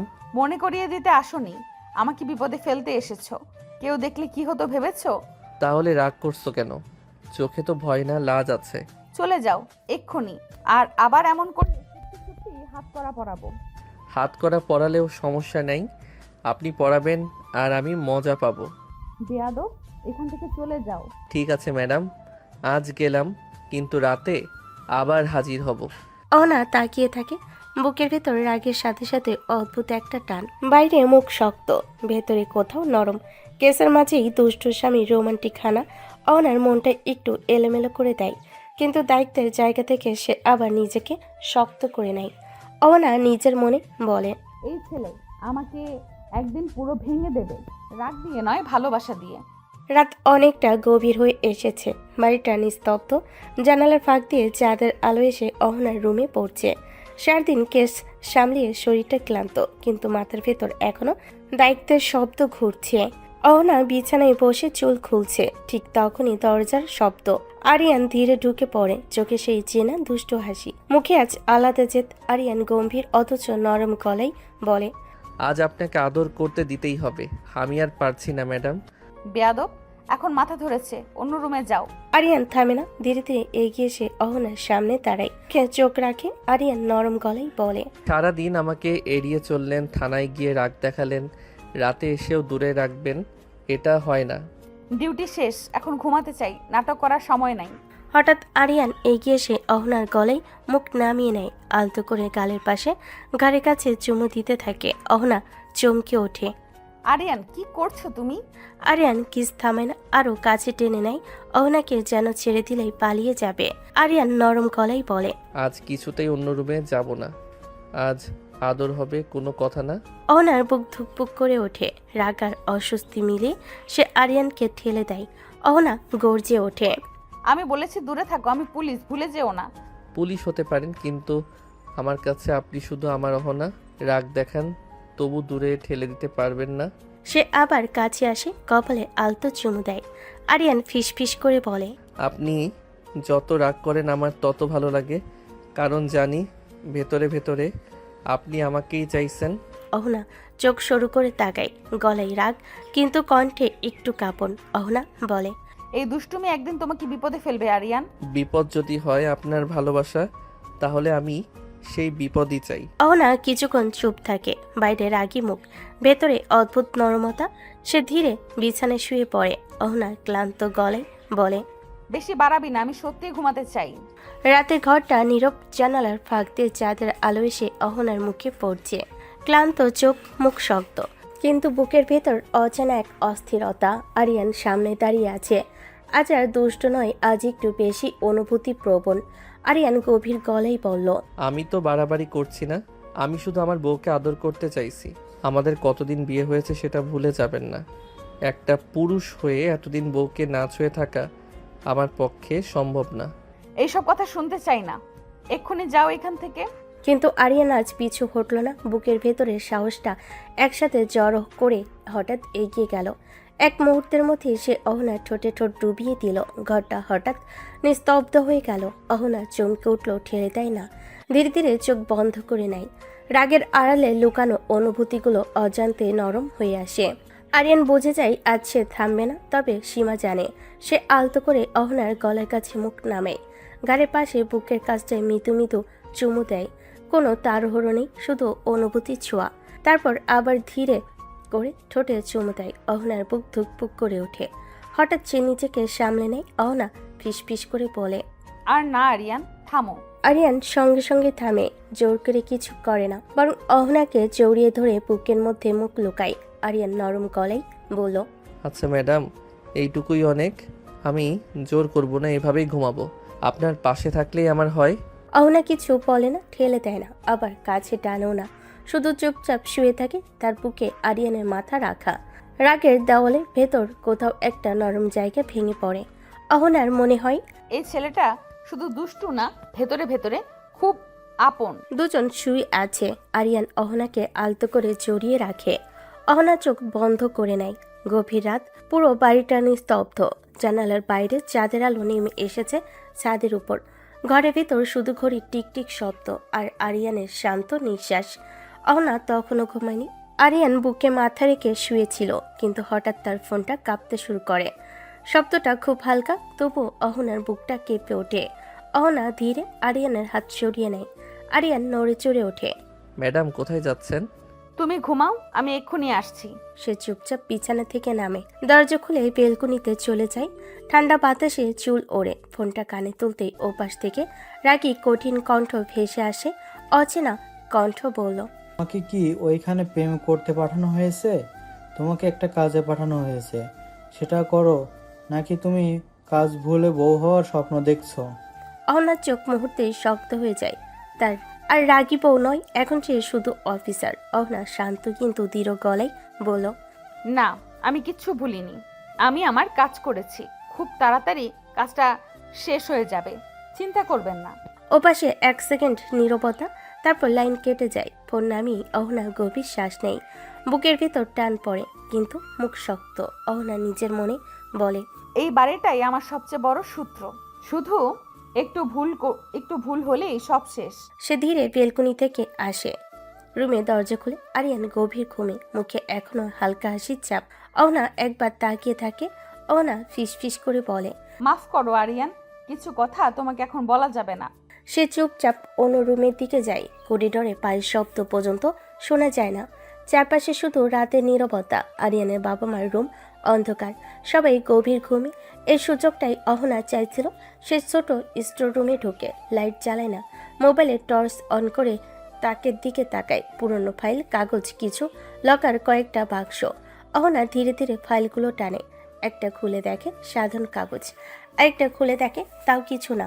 অহনার কপালে ভাঁজ পড়ে। অহনা ফিস করে বলে, না, এটা না, এখানেই থাকার কথা। সে নিচু হয়ে আলমারির নিচের ডয়ের টানে। ধুল ওড়ে। ভেতরে পুরনো নথি, একটা ভাঙ্গা ডায়েরি, কয়েকটা খাম। হঠাৎ একটা খামের কোণায় চোখ আটকে যায়। খামের উপর লেখা একটা নাম, যেটা অহনার চোখে চেনা। অহনার নিঃশ্বাস ভারী হয়ে আসে। অহনা নিজের মনে বলে, এটাই আমি খুঁজছিলাম। সে খামটা খুলে ভেতরে কাগজ বের করে। কিছু নাম, কিছু তারিখ, কিছু সাইন। অহনা চোখ দ্রুত পড়ে লাইনের উপর লাইন। তার মুখের রং ধীরে ধীরে বদলে যায়। অহনা ফিসফিস করে বলে, মানে সবকিছু এখান থেকেই শুরু। হঠাৎ বাইরে কোনো শব্দ। অহনা থমকে যায়, বুক ধক করে ওঠে। সে দ্রুত কাগজ ভাঁজ করে আবার খামে ঢুকিয়ে নেয়। দরজার দিকে তাকায়। কেউ কি জেগে উঠল, নাকি শুধু তার মনের ভয়? আরিয়ান তখনও ঘুমাচ্ছে, বাবা মা গভীর ঘুমে। কেউ জানে না এই নীরব রাতেই অহনা একটা বড় প্রমাণের খুব কাছাকাছি চলে এসেছে। নাকি পুলিশ ম্যাডামের জীবন এখন শুধু স্বামীর সাথে ঝগড়া না, বরং লুকানো এক ভয়ঙ্কর রহস্যের ভেতর দিয়ে এগোচ্ছে। স্টোররুমে কাজ শেষ করে অহনা ধীরে ধীরে করিডোর পেরিয়ে নিচের রুমের দিকে আসে। বাড়িটা তখনও ঘুমে ডুবে। কোথাও কোনো শব্দ নেই, শুধু দেওয়াল ঘড়ির কাঁটার মৃদু টিকটিক। দরজা খুলতেই দেখে আরিয়ান বিছানায় বসে আছে, চোখ আধো খোলা, ঘুম আর জাগরণের মাঝখানে। আরিয়ান নরম কিন্তু কৌতূহলী গলায় বলল, কই গেছিলেন? অহনা এক মুহূর্ত থামে, মুখে স্বাভাবিক ভাব আনার চেষ্টা করে। অহনা শান্ত স্বরে বলল, পানি খেতে গিয়েছিলাম। কথা বাড়ে না, সোজা গিয়ে বিছানায় শুয়ে পড়ে, চোখ বন্ধ করে নেয়, যেন কিছুই হয়নি। কিন্তু আরিয়ান ঘুমায়নি। অন্ধকারে শুয়ে শুয়ে অহনার মুখের দিকে তাকিয়ে থাকে। বুকের ভিতর একটা অদ্ভুত সন্দেহ নড়ে ওঠে। আরিয়ান নিজের মনে বলে, আপনি পানি খেতে যাননি ম্যাডাম, আমি নিজে দেখেছি আপনি স্টোর রুমে গেছিলেন। সে স্পষ্ট দেখেছিল অহনা করিডোর পেরিয়ে অন্যদিকে গিয়েছিল, কিন্তু সে কিছু বলেনি, প্রশ্ন করেনি। আরিয়ান আবার মনে মনে বলে, আপনি কি কিছু লুকাচ্ছেন, নাকি আমাকে বাঁচাতেই কিছু বলছেন না? তবু সে চুপ থাকে। অহনার দিকে এগিয়ে গিয়ে আলতো করে জড়িয়ে ধরে, বুকের পর মাথা রাখে। আরিয়ান ফিসফিস করে বলে, যাই লুকান না কেন, আমি আপনার পাশেই আছি। অহনা কিছু শোনে কি না বোঝা যায় না, কিন্তু তার নিঃশ্বাস একটু ভারী হয়ে আসে। দুজন আবার ধীরে ধীরে ঘুমের ভেতর ডুবে যায়। ভোর হতেই অহনার অ্যালার্ম বেজে ওঠে। রাতের নীরবতা ভেঙে সকলের ব্যস্ততা নামে। অহনা উঠে পড়ে, ইউনিফর্ম পরে চুল বেঁধে আয়নার সামনে দাঁড়িয়ে এক মুহূর্ত নিজের চোখের দিকে তাকায়। অহনা নিজের মনে বলে, আজকে সত্যি আরো কাছে যেতে হবে। আরিয়ান তখনও ঘুমাচ্ছে। অহনা আলতো করে তার দিকে তাকিয়ে বেরিয়ে যায়। থানায় ঢুকতেই অহনাকে ঘিরে ধরে ব্যস্ততা, ফাইল, ফোন, কনস্টেবলদের দৌড়ঝাঁপ, ওয়াকি টকির শব্দ। অফিসার দৌড়ে এসে বলে, ম্যাডাম, নতুন ক্লু পাওয়া গেছে। কোথা থেকে? গোদাম এলাকার পাশে সিসিটিভিতে একটা গাড়ির নাম্বার ধরা পড়েছে, আগে ছিল না। অহনা দ্রুত কনফারেন্স রুমে ঢোকে। বড় স্ক্রিনে ফুটেজ ভেসে ওঠে। কালো রঙের গাড়ি, নম্বরের কিছু অংশ স্পষ্ট। অহনা স্ক্রিনের দিকে তাকিয়ে বলে, এই গাড়িটাই ঘটনাস্থলে আশেপাশে 3 বার ঘুরেছে। এখানেই সূত্র আছে। ম্যাডাম, নাম্বার ট্র্যাক করলে মালিকের ঠিকানা পাওয়া যাবে। 1 মিনিটও দেরি না, এখনই ট্র্যাক শুরু করো। ফোন একটার পর একটা বেজে ওঠে। কাগজের উপর কলমের দাগ পড়ে। অহনার চোখে ক্লান্তি নেই, শুধু জেদ। অহনা উচ্চ স্বরে বলে, আর কাউকে ছাড় দেওয়া হবে না, যে জড়িত তাকে বের করতেই হবে। জি ম্যাডাম। একদিকে রাতে লুকানো রহস্য, অন্যদিকে সকালে নতুন কেসের মোড়। অহনার জীবন এখন দুই দিকেই টানছে, একটা সংসার, একটা ভয়ঙ্কর সত্য। আরিয়ান জানে না তার রাগী পুলিশ বউ ধীরে ধীরে এমন এক জায়গায় ঢুকছে যেখান থেকে ফেরাটা সহজ না। থানার কনফারেন্স রুমে তখন স্তব্ধতা। বড় স্ক্রিনে গাড়ির নাম্বারটা ভেসে ওঠে। চারিদিকে শুধু কিবোর্ডের শব্দ আর শ্বাসের আওয়াজ। টেক অফিসার হঠাৎ থেমে গিয়ে বলে, ম্যাডাম, মালিকের নাম বের হয়েছে। অহনা চেয়ার ছুঁয়ে দাঁড়িয়ে থাকে, চোখ এক মুহূর্তের জন্য নড়ে না। অহনা শান্ত গলায় বলে, নাম বলুন। গাড়ির মালিক আশরাফ চৌধুরী, আরিয়ান চৌধুরীর বাবা। রুমে যেন বাতাস জমে যায়, কেউ কথা বলে না। অহনার বুকের ভেতর আচমকা ধাক্কা লাগে, মনে হয় মাটিটা একটু দুলে উঠল, কিন্তু মুখে কিছুই প্রকাশ পায় না। অহনা ধীরে নিঃশ্বাস নিয়ে বলে, পুরো প্রোফাইল দেখান। ম্যাডাম, আপনি ঠিক আছেন? আমি ঠিক আছি, কাজ চালান। স্ক্রিনে আরিয়ানের বাবার ছবি, ঠিকানা, গাড়ির রেজিস্ট্রেশন, পুরনো ট্রাভেল হিস্ট্রি ভেসে ওঠে। অহনার চোখ এক জায়গায় আটকে থাকে। ভেতরে ঝড় বইছে, বাইরে বরফ। অহনা নিজের মনে বলে, থেকে কাকতালীয় নাকি ইচ্ছাকৃত? সে চেয়ার টেনে বসে ফাইল খুলে নেয়, একটার পর একটা ডকুমেন্ট উল্টায়। কারোর দিকে তাকায় না। অহনা শক্ত গলেই বলে, এই গাড়ি গত 1 মাসে কোথায় কোথায় গেছে সব লিস্ট বের করো। ম্যাডাম, কল ডাটা চাইবেন? সব কিছু চাই, phone, location, driver info, garage history, কিচ্ছু বাদ যাবে না। কেউ বুঝতে পারে না অহনার মাথার ভিতর কি চলছে। সবে শুধু দেখে ম্যাডাম আজ আরো ভয়ঙ্কর ঠান্ডা হয়ে গেছে। এক কনস্টেবল ফিস ফিস করে বলে, আজ ম্যাডাম একদম অন্যরকম। অহনা এক পাশে গিয়ে জানালার কাছে দাঁড়ায়। বাইরের শহরের কোলাহল। অহনা নিজের মনে বলে, আরিয়ান জানলে ভেঙে যাবে, আগে আমাকে পুরো সত্যটা ধরতে হবে। সে আবার টেবিলে ফিরে আসে, চোখের সিদ্ধান্ত। অহনা স্পষ্ট গলায় বলে, এই কেসে কেউ আবেগ আনবেন না, যেই হোক প্রমাণ ছাড়া কাউকে ছোঁয়া যাবে না। জি ম্যাডাম। সময়ের সাথে সাথে নতুন ফাইল, নতুন কাগজ জমে। লাল মার্কা দিয়ে অহনা কিছু লাইন দাগিয়ে রাখে। অহনা ফাইলের উপর হাত রেখে ফিস ফিস করে বলে, যদি আপনি জড়িত হন আমি আপনাকে ধরবো।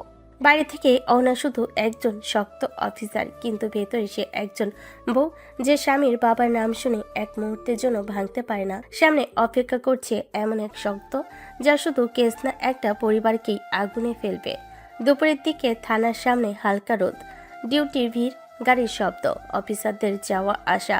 হঠাৎ গেটের সামনে পরিচিত একটা ছায়া থামে। আরিয়ান ধীরে ধীরে ভেতরে ঢুকে, চোখে খুঁজে ফেরে শুধু একজনকে। অহনা তখন ডেস্কে বসে রিপোর্ট দেখছে, চোখ লাল, মুখ শক্ত। পেছন থেকে আরিয়ান হাসি মুখে বলে, আজও না বলে চলে এসেছেন ম্যাডাম, মন কি ঘরেই থাকে না নাকি? অহনা কলম থামিয়ে মাথা তোলে, চোখে আজ কোনো নরম ভাব নেই। অহনা ঠান্ডা কিন্তু ধারালো গলায় বলে, আজ আমার মেজাজ ঠিক নাই, চলে যাও আরিয়ান, একদম বিরক্ত করবে না। মেজাজ ঠিক না থাকলে তো আমি ঠিক করে দিতে আসি ম্যাডাম। সে সামনে এগিয়ে আসে। অহনার চোখ আরো শক্ত হয়। অহনা গলা উঁচু করে বলে, বলেছি না চলে যেতে, এটা বাসা না থানা, এখানে দুষ্টুমি করতে এসো না। আশেপাশে কয়েকজন পুলিশ তাকিয়ে আছে। ফিস ফিস শুরু হয়, তবুও আরিয়ান থামে না। আরিয়ান নরম স্বরে বলে, আপনি রেগে থাকলে আমি কি দূরে থাকবো? আমি তো আপনার। কথা শেষ করার আগেই অহনা চেয়ার থেকে উঠে দাঁড়ায়। অহনা সবার সামনে শক্ত গলায় বলে, চুপ করো, নিজের সীমা বোঝো। প্রতিদিন এসে নাটক করাটা অভ্যাস বানিয়েছো কেন? পুরো রুম নিস্তব্ধ। কয়েকজন অফিসার থমকে তাকিয়ে থাকে। অহনা এক পা সামনে দিয়ে বলে, এটা থানা, প্রেম করার জায়গা না। আমার কাজের মাঝে এসে অযথা ডিস্টার্ব করো কেন? আরিয়ানের মুখের হাসি ধীরে ধীরে মিলিয়ে যায়, চোখে হালকা ঝাপসা, গলায় কষ্ট জমে। আরিয়ান ধীরে বলে, আমি তো শুধু আপনাকে দেখতে এসেছিলাম। দেখা শেষ হলে বের হও, ভবিষ্যতে অনুমতি ছাড়া এখানে আসবে না। চারপাশে নীরবতা। আরিয়ান সবার সামনে দাঁড়িয়ে থাকে, লজ্জিত, ভেঙে পড়া, অথচ কিছু বলার শক্তি নেই। সে চোখ নামিয়ে নেয়, গলার ভেতর আটকে থাকা কষ্ট গিলে ফেলে। আরিয়ান ধীরে বলে, ঠিক আছে ম্যাডাম, আর বিরক্ত করব না। সে ধীরে ধীরে ঘুরে হাঁটা দেয়। পিছনে কেউ হাসে না, কেউ কথা বলে না, শুধু তাকিয়ে থাকে। দরজার কাছে গিয়ে আরিয়ান একবার পেছনে তাকায়। অহনা তখন আবার ফাইলে চোখ রেখেছে, কিন্তু বুকের ভেতর অদ্ভুত একটা মোচড় ওঠে। বাইরে থেকে অহনা কঠিন অফিসার, কিন্তু ভেতরে সে জানে এই রাগ শুধু কাজে না, এই রাগের ভেতর লুকিয়ে আছে ভয়, রহস্য আর ভালোবাসার দ্বন্দ্ব। রাত ঘনিয়ে এসেছে, বাড়ির আলো মৃত, আর বাইরে শান্তি। শহরে দূর থেকে গাড়ির হর্ন আর দূরের কুকুরের আওয়াজ কখনো কখনো ভেসে আসে। অহনা বাড়িতে প্রবেশ করে, চাবিতে দরজা বন্ধ করে ব্যাগ সরিয়ে দেয়। তার চোখে ক্লান্তি, মুখে অল্প হতাশা। আরিয়ান কোথা থেকে যেন ধীরে ধীরে বেলকনিতে চলে আসে। চোখে আছে সেই কৌতূহল, কিন্তু আজ বিরক্ত করার সাহস নেই। অহনা রুমের দিকে যেতে গিয়ে মৃদু কণ্ঠে বলে, আরিয়ান, কথা আছে তোমার সাথে। আমি আজ বিরক্ত করব না ম্যাডাম। তাহলে ব্যালকনিতে কেন? আমি আপনাকে অনেক বেশি বিরক্ত করি। আসলে বেকার মানুষ, কাজ ধাম নাই, তাই সব সময় এখানে আসি।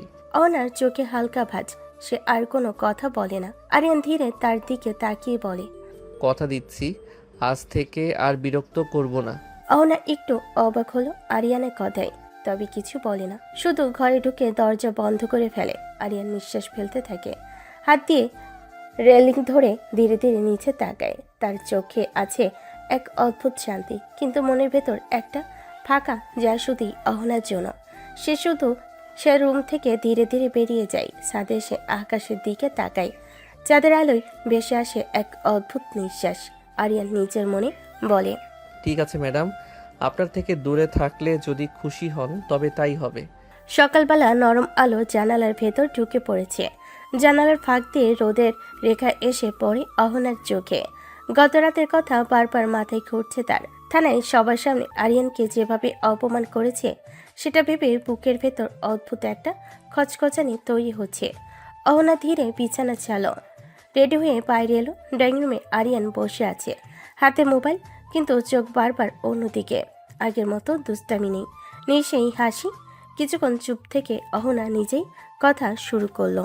আরিয়ান, আমাকে থানায় দিয়ে আসো। আরিয়ান ধীরে চোখ তুলল, মুখে কোনো অভিমানী হাসি নেই, গলায় ঠান্ডা ভাব।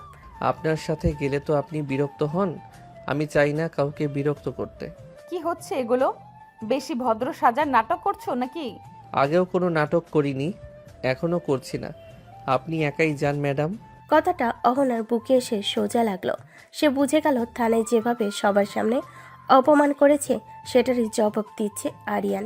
অহনার চোখ নরম হয়ে গেল, গলার স্বর বদলে গেল।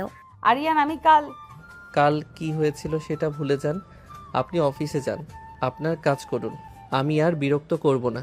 অহনা কয়েক সেকেন্ড চুপ করে তাকিয়ে আছে। এই প্রথম সে বুঝতে পারে আরিয়ান দুষ্ট হলেও ভীষণ অনুভূতি প্রবণ, রাগ দেখায় কিন্তু ভেতরে ভেঙে যায়। অহনা মনে মনে বলে, আমি হয়তো কড়া পুলিশ, কিন্তু স্বামী হিসাবে আরিয়ানকে আমি কাল খুব আঘাত দিয়েছি।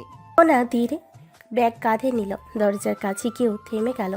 পেছন ফিরে তাকিয়ে বলল, ঠিক আছে, আজ আমি একাই যাচ্ছি। আরিয়ান কিছু বলল না, শুধু চুপচাপ জানালার বাইরে তাকিয়ে রইল। অহনা বেরিয়ে গেল, কিন্তু তার মনে রয়ে গেল একটাই কথা, আজ থানায় নয়, আগে আরিয়ানের মনটা সামলাতে হবে। সকালটা শহরের ভিড়ে ভেসে আসছে, রোদের আলো থানা প্রাঙ্গণে পড়ে গরম হাওয়ার সঙ্গে পুলিশের পদচারণার শব্দ। অহনা থানার গেট পার হয়ে ভেতরে ঢুকলো, চোখে দৃঢ়তা, মুখে কঠোরতা। আজকে দিনটা শুধু একটি লক্ষ্য, কেসের সমাধান। ডেস্কে বসে সে ফাইল খুলল, চোখে এক জেদ, ভেতরে এক অদ্ভুত উত্তেজনা। এক মুহূর্ত চিন্তায় বিভ্রান্ত হতে দেওয়া যাবে না। আজ আর কিচ্ছু ঠেকাবে না, সব ক্লু একত্র করতে হবে, এই কেসের প্রতিটি খুঁটিনাটি ঠিক করতে হবে, আর কেউ আমাকে ব্যাহত করতে পারবে না। সে ফাইলের ওপর চোখ রাখলো, নোটপ্যাড খুলল, পেন উঁচু করে লিখলো প্রতিটা সাক্ষী, প্রতিটি ক্লু, প্রতিটি ফোন কল। হঠাৎ কলিগরা আসে, এক জটিল কেসের আরেকটি তথ্য নিয়ে। কেউ বলে, আজকে রিপোর্ট দেখছেন, কিছু মিসিং ক্লু আছে। দেখেছি, আজ মিসিং ক্লু খুঁজে বের করতেই হবে, আমি কাউকে অন্যদিকে তাকাতে দেব না। ম্যাডাম, আপনি কি ওভার ওয়ার্ক করছেন? ওভারওয়ার্ক না, এটা আমার দায়িত্ব। আমি প্রতিটি প্রমাণ, প্রতিটি ক্লু হাতে পেতে চাই। এই কেসের সমাধান না করা পর্যন্ত কেউ খুশি হতেই পারবে না।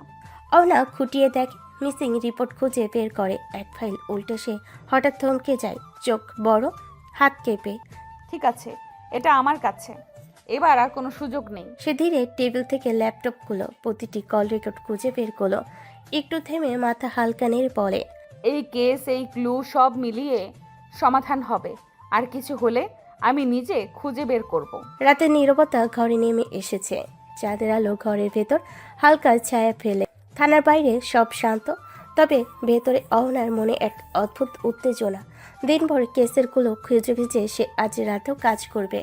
অহনা বাড়ি ফিরে ফ্রেশ হয়ে চুপচাপ ধীরে স্টোররুমের দিকে এগোতে থাকলো। ডান হাতে ব্যাগ, বাম হাতে ল্যাপটপ। ধাপে ধাপে রুমের দরজা খুলে ভেতরে ঢুকলো। ধূসর আলো, ধুলো মাখা তাক, ফাইলের স্তূপ, সবকিছু ঠিক তার দৃষ্টির সামনে।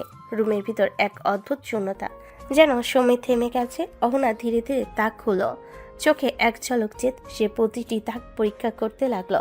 হঠাৎ একটি ছোট্ট ফাইলের খোঁজ পেল, হাত বাড়িয়ে খুলে দেখে এইটা ওই ক্লুগুলো সাথে মিলেছে। ফাইলের প্রতিটি তথ্য, প্রতিটি নোট, প্রতিটি প্রমাণ সব মিলিয়ে একটি ছবি ভেসে উঠল অহনার চোখে। মনে মনে সে বলল, এইবার আর ভালো মানুষই চলবে না। যারা ভেবেছে আমি চুপচাপ থাকবো তারা ভুল করছে। সব সত্যি ফাঁস হবে। সে ধীরে কাগজের জোড়াগুলো করে ব্যাগে রাখলো, চোখে আগুন। মনে মনে প্রতিজ্ঞা করলো কোনো ভুল বা দেরি হবে না। যে কেউ এই গোপন কেলেঙ্কারিতে জড়িত, তার খেলা শেষ। এবার আর কেউ রেহাই পাবে না, যে কত বড়ই হোক। কাউকে ছাড় দেওয়া হবে না। স্টোররুমের নিঃশব্দতা ভেঙে শুধু অহনার নিঃশ্বাস। মহড়া শেষে সে ব্যাগ সোজা করে দরজা বন্ধ করে বেরিয়ে আসলো। রাতটা ধীরে শহরে ছড়িয়ে পড়েছে, কিন্তু অহনার চোখে আজ এক অদ্ভুত ঝলক। মনটা এক রহস্যময় উত্তেজনায় ভরা। অহনা নিজের রুমে তাকালো, আরিয়ান এখনো আসে নাই। তার মনে হঠাৎ এক চিন্তা এলো। হয়তো আরিয়ান এখন অভিমান করে আছে। সে ধীরে কাপড়ের তাক খুলে একটি উজ্জ্বল সুন্দর শাড়ি তোল, হালকা গোলাপি শেড, যা তার ত্বকের সঙ্গে পুরোপুরি মানাচ্ছে। হালকা মেকআপ, চোখে নরম ছায়া, ঠোঁটে অল্প রঙের লিপস্টিক। মনে মনে সে ফিসফিস করে, দেখি কতক্ষণ রাগ করে থাকো। হঠাৎ দরজা খোলার শব্দ। আরিয়ান প্রবেশ করে, চোখে হালকা দম, ভেতরে ঝরঝরে অভিমান। সে তাকিয়ে থাকে অহনার দিকে। মুহূর্তে আরিয়ানের চোখ বড়, থমকে যায়। মনে মনে শ্বাস আটকে যায়, কিন্তু মুখে কিছু বলে না। সে শুধু চুপচাপ। আরিয়ান ফ্রেশ হতে ধীরে ওয়াশরুমের দিকে চলে যায়, মনে মনে ফিসফিস করে, এবার কি করব? আমার তো ওকে আদর করতে মন চাচ্ছে, কিন্তু ওর কাছে গেলে তো রাগাবে। কি করব? ফ্রেশ হয়ে বের হয়। আরিয়ানের চোখে ভেতরে উত্তেজনা ধরে রাখে। ধীরে ধীরে তার দিকে ঘুরে দাঁড়ায়। আরিয়ান, কেমন লাগছে আমাকে? ভালো। শুধু ভালো? ভালো করে দেখো তো। আরও ভালো করে দেখতে গেলে আমি কন্ট্রোল হারিয়ে ফেলবো। ঘরের নরম আলো দুজনের আবেগকে আরো গভীর করে তুলেছে। বেলকনির বাইরে হালকা বাতাস বইছে, কিন্তু ভেতরে উত্তেজনা ঝড়। অহনা আর আরিয়ান একে অপরের দিকে তাকিয়ে আছে, দুজনের চোখে অদ্ভুত খেলা। অহনা ভালো করে চোখে চোখ রেখে বলে, কন্ট্রোল হারালে হারাও, তবুও ভালো করে দেখো কেমন লাগছে। আরিয়ানের গলার স্বর হালকা কাঁপছে, ভেতরে উত্তেজনা বেড়ে গেছে। সে আর নিজেকে সামলাতে পারছে না। ধীরে ধীরে এগিয়ে এসে অহনার মুখ দুহাতে ধরে। অসাধারণ। নিঃশ্বাস থেমে যায়। আরিয়ান চোখ বন্ধ করে ঠোঁটে আস্তে করে চুমু দেয়, কিন্তু একবার চুমু দিলে থামে নাই। সে ধীরে ধীরে ঠোঁটের উপর ঠোঁট রেখে ঠোঁটে ঠোঁট ডুবিয়ে কিস করতে লাগলো। অহনা অবাক, চোখে বিস্ময়, কিন্তু গলার স্বর ভাঙেনি। সে নিজের হাত দিয়ে আরিয়ানের গলা জড়িয়ে ধরে। আরিয়ান অনুভব করে অহনার সম্মতি। ধীরে ধীরে তাকে কোলে তুলে বিছানায় শুয়ে রাখে, চোখে এক অদ্ভুত আগুন, কণ্ঠে ভেতরে স্পন্দন। আমি কিন্তু দূরেই ছিলাম, আপনি কাছে আসতে বাধ্য করলেন। এরপর আর থামানি। ঠোঁটে ঠোঁট ডুবিয়ে ধীরে ধীরে দম বন্ধ করা উত্তেজনায় কিস চলে। অহনার হাত আরিয়ানের পেছনে ঢোকে আর শরীর জড়িয়ে ধরে। দুজনের চোখ বন্ধ, নিঃশ্বাস দ্রুত, হৃদয় একতালে কাঁপছে। সেই রাতটা শুধু তাদের অভিমান, উত্তেজনা, রোমাঞ্চ সব মিলিয়ে এক অদ্ভুত মিলন। সকালে রোদ বেরোয়, কিন্তু ঘরের ভেতরে আলো ধীরে ধীরে ঢোকে। বাতাসে হালকা শীতলতা, কিন্তু দুই মন আগের রাতের উত্তেজনায় এখনো কাঁপছে। ঘুমের পর চোখে প্রথম আলো, শরীরে আগের রাতের স্পর্শের স্মৃতি। অহনার চোখ খুলল, ধীরে ধীরে নরম বালিশের উপর তাকালো। পাশে আরিয়ান শুয়ে আছে, চোখের শান্তি, কিন্তু চোখের কোণে আগুনের ছোঁয়া এখনো। মনে মনে অহনা ফিসফিস করে, রাতে কি হয়েছে? আমার মন এখনো কাঁপছে, সেজন্য আমার অন্তরের কথা পড়তে পারে। আরিয়ানও চোখ মেলেছে, দুজনের চোখ মিলল। মুহূর্তে সমস্ত আবেগ ছড়িয়ে পড়ল। ধীরে ধীরে আরিয়ান হাত বাড়ল, কোমলভাবে অহনার চুল সরিয়ে কাঁধে স্পর্শ করল। ম্যাডাম, আজ সকালটা একদম অন্যরকম। তুমি কি জানো তোমাকে কতটা সুন্দর দেখাচ্ছে? অহনা চোখ বন্ধ করে হাসল, গলায় এক অদ্ভুত কম্পন। ধীরে ধীরে সে ফিসফিস করল, ভালো ভালো লাগে যখন তুমি আমার কাছে এমন করে কথা বলো। আরিয়ান ধীরে ধীরে কাছে এলো, হাত দিয়ে অহনার গালে চুলে কোমলভাবে স্পর্শ করলো। মুখে হালকা হাসি, চোখে অদ্ভুত উষ্ণতা। তুমি জানো আমি তোমাকে শুধু চাই, শুধু তোমার কাছেই থাকতে চাই। অহনা এক মুহূর্তে থমকে গেল, গলা কেঁপে ওঠে, মনে মনে ফিসফিস করে, আমিও চাই। আরিয়ানের ভেতরের উত্তেজনা আর অভিমানকে একসঙ্গে মিশিয়ে ধীরে ধীরে ঠোঁটে চুমু দিল। অহনা চোখ বন্ধ করে নিজেকে তুলে দিল আবার আরিয়ানের হাতে। হাত দিয়ে আরিয়ানকে বুকে ধরা, শরীরের উত্তেজনা স্পন্দন। দুজনের নিঃশ্বাস মিলল, হৃদয় একতালে কাঁপছে। সকালটা রোদে ঝলমল করছে। ডাইনিং রুমে সবাই বসে আছে। আরিয়ান, অহনা, আরিয়ানের বাবা মা আর বোন। টেবিলে সুস্বাদু খাবারের গন্ধ, কিন্তু বাতাসে অদ্ভুত চাপ। আরিয়ান আর চোখে তাকাচ্ছে অহনার দিকে, কিন্তু আজকে মন একেবারে সিরিয়াস। ঠিক তখন দরজা ধাক্কা দিয়ে খোলার শব্দ। কিছু পুলিশ ধীরে ধীরে ডাইনিং রুমে ঢুকলো। সবাই হঠাৎ থমকে গেল। ম্যাম, অ্যারেস্ট ওয়ারেন্ট এসেছে। অবাক চোখে সবাই একে অপরের দিকে তাকালো। আরিয়ান কপাল মুছে হাত তুলে বসে রইল। অহনা ধীরে ওঠে, শান্ত কিন্তু দৃঢ় কণ্ঠে বলল, বাবা, আপনার নামে অ্যারেস্ট ওয়ারেন্ট এসেছে, আপনাকে থানায় যেতে হবে। সে রুমে অদ্ভুত নীরবতা। সবাই চমকে তাকালো। চায়ের কাপ হাত থেকে পড়ে যায় আরিয়ানের মায়ের। উনি নারী পাচারকারী, মানুষের কিডনি, চোখ সবকিছু অবৈধ ব্যবসা চালাচ্ছেন। সব প্রমাণ পুলিশের হাতে আছে। আরিয়ান চুপচাপ বসে, চোখে এক অদ্ভুত তীব্র উত্তেজনা। সে কি আসলে ঠিক শুনছে নাকি? তার বাবা এটা কিভাবে করতে পারে? বাবা, এই কি সম্ভব? অহনা দৃঢ়। সে জানে আজকের কাজ শুধু আইন মানা নয়, একটি বড় সত্য সামনে আনা, যাকে কেউ চাপাতে পারবে না। প্রতিটি প্রমাণ আছে, প্রতিটি তথ্য পুলিশের হাতে আছে। আজ আর কেউ এড়াতে পারবে না। রুমে নীরবতা। পুলিশ ধীরে ধীরে কাগজগুলো দেখাচ্ছে, আর পরিবারের চোখে এক অদ্ভুত কাঁপন।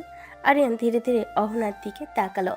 ডাইনিং রুমের বাতাস হঠাৎ থমকে গেল। সবার চোখে ভয়, অবাকত্ব আর চিন্তার মিলন। আরিয়ান চুপচাপ বসে, চোখে একটা অদ্ভুত ছল, অভিমান ও উত্তেজনার একসাথে মিশ্রণ। সব মিথ্যা। আমি কখনো এমন কোনো জঘন্য কাজ করি নাই। এই সমস্ত অভিযোগ ভিত্তিহীন। রুমে নীরবতা। আরিয়ান ও তার মা বোন বিস্ময় প্রকাশ করছে। মা চোখে পানি ধরে, সব সত্যি বাবা। আগেই আমাদের সন্দেহ ছিল আপনার প্রতি, কিন্তু প্রমাণ তো ছিল না। এই সন্দেহকে সত্যে পরিণত করতে আমি আরিয়ানকে বিয়ে করে এ বাড়িতে এসেছি। আরিয়ানের চোখ বড়, মুখে অল্প কম্পন। মনে মনে ভাবছে অহনা তার প্রতি এক দূরদর্শিতা দেখালো। নতুন কেসের ইনভেস্টিগেশন করতে গিয়ে নিশ্চিত হলাম সব প্রমাণ আপনার এই কাজের দিকে ইঙ্গিত করছে। সবকিছু পুলিশের হাতে আছে। আরিয়ান ধীরে ধীরে উঠে দাঁড়ালো, চোখে আগুন, মুখে বিরক্তি, মনে এক অদ্ভুত দ্বন্দ্ব। তাহলে আপনি আমাকে উদ্দেশ্য নিয়ে বিয়ে করেছেন? আমার সাথে আমার ভালোবাসা শুধু প্রমাণ জোগাড় করার জন্য? রুমে স্থিরতা, সবার চোখে বিস্ময়। আরিয়ান কিছুটা কষ্টে, অহনার চোখে কষ্ট, কিন্তু মুখে অদ্ভুত দৃঢ়তা। উদ্দেশ্যই ছিল সত্য উদ্ঘাটন, কিন্তু এর মধ্যে তোমার সঙ্গে আমার সম্পর্ক মিথ্যা নয়। আমি তোমার বউ, আর আমি চাই সত্যের পাশাপাশি আমাদের জীবনও নিরাপদ হোক। ডাইনিং রুমে সবকিছু থমকে গেছে। পুলিশ ধীরে ধীরে নথি হাতে তুলে নিয়ে দাঁড়িয়ে আছে। আরিয়ানের বাবা নিজের দুর্ভাবনা লুকাতে পারছে না। সবাই চুপচাপ, শুধু নিঃশ্বাসের শব্দ। অফিসার, আপনারা বাবাকে থানায় নিয়ে যান, এটা আইন অনুযায়ী করণীয়। পুলিশ ধীরে ধীরে হাতে হাতকড়া পরিয়ে আরিয়ানের বাবাকে নিয়ে গেল। রুমে নীরবতা, কিন্তু মনে অদ্ভুত চাপ। আরিয়ানের মা এবং বোন চুপচাপ চোখ মুছে ফেলছে, চোখে পানি, কণ্ঠে কম্পন। মা, আতঙ্কিত হবেন না, সবকিছু ঠিক হয়ে যাবে। শান্ত থাকুন, সাহস রাখুন। মা ধীরে ধীরে চোখ মুছে অহনার দিকে তাকিয়ে হাত ধরে। বোনও কাঁপতে কাঁপতে কেঁদে দেয়। ভেতরে আতঙ্ক হালকা হয়। আরিয়ান রাগে ফুঁসছে। রুমে ঢুকে দরজা জোরে চাপিয়ে দেয়। চোখে আগুন, গলার স্বরে কম্পন। মনে মনে বলছে, যাকে আমি এত ভালোবাসি, যার জন্য মনটা হারিয়ে দেই, সে আসলে শুধু নিজের উদ্দেশ্য পূরণ করতে এসেছে। আমার ভালোবাসা, আমার অনুভূতি সবকে এত সহজে ব্যবহার করা হলো। বিছানার পাশে বসে আরিয়ান হাত দিয়ে চুল চেপে ধরে। মনের গভীরে দ্বন্দ্ব, রাগ আর ব্যথা একসাথে। কল্পনায় অহনা সেই দৃঢ় চোখ আর শান্ত কণ্ঠ বাজছে। দরজার বাইরে দাঁড়িয়ে অহনা কিছুক্ষণ থেমে থাকে। ভেতরে আরিয়ানের নিঃশ্বাসের ভারী শব্দ। আজ সকালে সবকিছু বদলে গেছে। ভালোবাসা আর দায়িত্ব মুখোমুখি দাঁড়িয়ে আছে। অহনা ধীরে ধীরে দরজা ঠেলে ভেতরে ঢোকে। রুম অন্ধকার, পর্দা টানা। আরিয়ান জানালার পাশে দাঁড়িয়ে আছে, পিঠ ফেরানো। তার ভঙ্গিতেই অভিমান আর কষ্ট জমে আছে। অহনা কয়েক কদম এগিয়ে যায়, কণ্ঠ নরম, কিন্তু বুক ভরা চাপা কষ্ট। আরিয়ান। অহনা কাছে আসতেই আরিয়ান হঠাৎ ঘুরে দাঁড়ায়। তার চোখে আগুন, অথচ ভেতরে ভাঙ্গা মানুষ। সে এক পা পিছিয়ে অহনাকে হাত দিয়ে সরিয়ে দেয়। আমার কাছে আসবেন না, দয়া করে দূরে থাকুন। কি হলো তোমার? আমি কথা বলতে এসেছি। আরিয়ান হালকা হাসে, কিন্তু সেই হাসিতে কোনো সুখ নেই, শুধু কষ্ট আর বিদ্রুপ। কথা? আপনি তো কথা বলতে আসেননি। আপনি এসেছেন নিজের স্বার্থ পূরণ করতে, আমাকে ব্যবহার করতে। না আরিয়ান, এইভাবে ভাবছো কেন? আমি তোমাকে ভালোবাসি। ভালোবাসেন? ভালোবাসলে কাউকে এভাবে উদ্দেশ্য নিয়ে কাছে আসা যায়? ভালোবাসলে কাউকে ঢাল বানানো যায়? তুমি ভুল বুঝছো।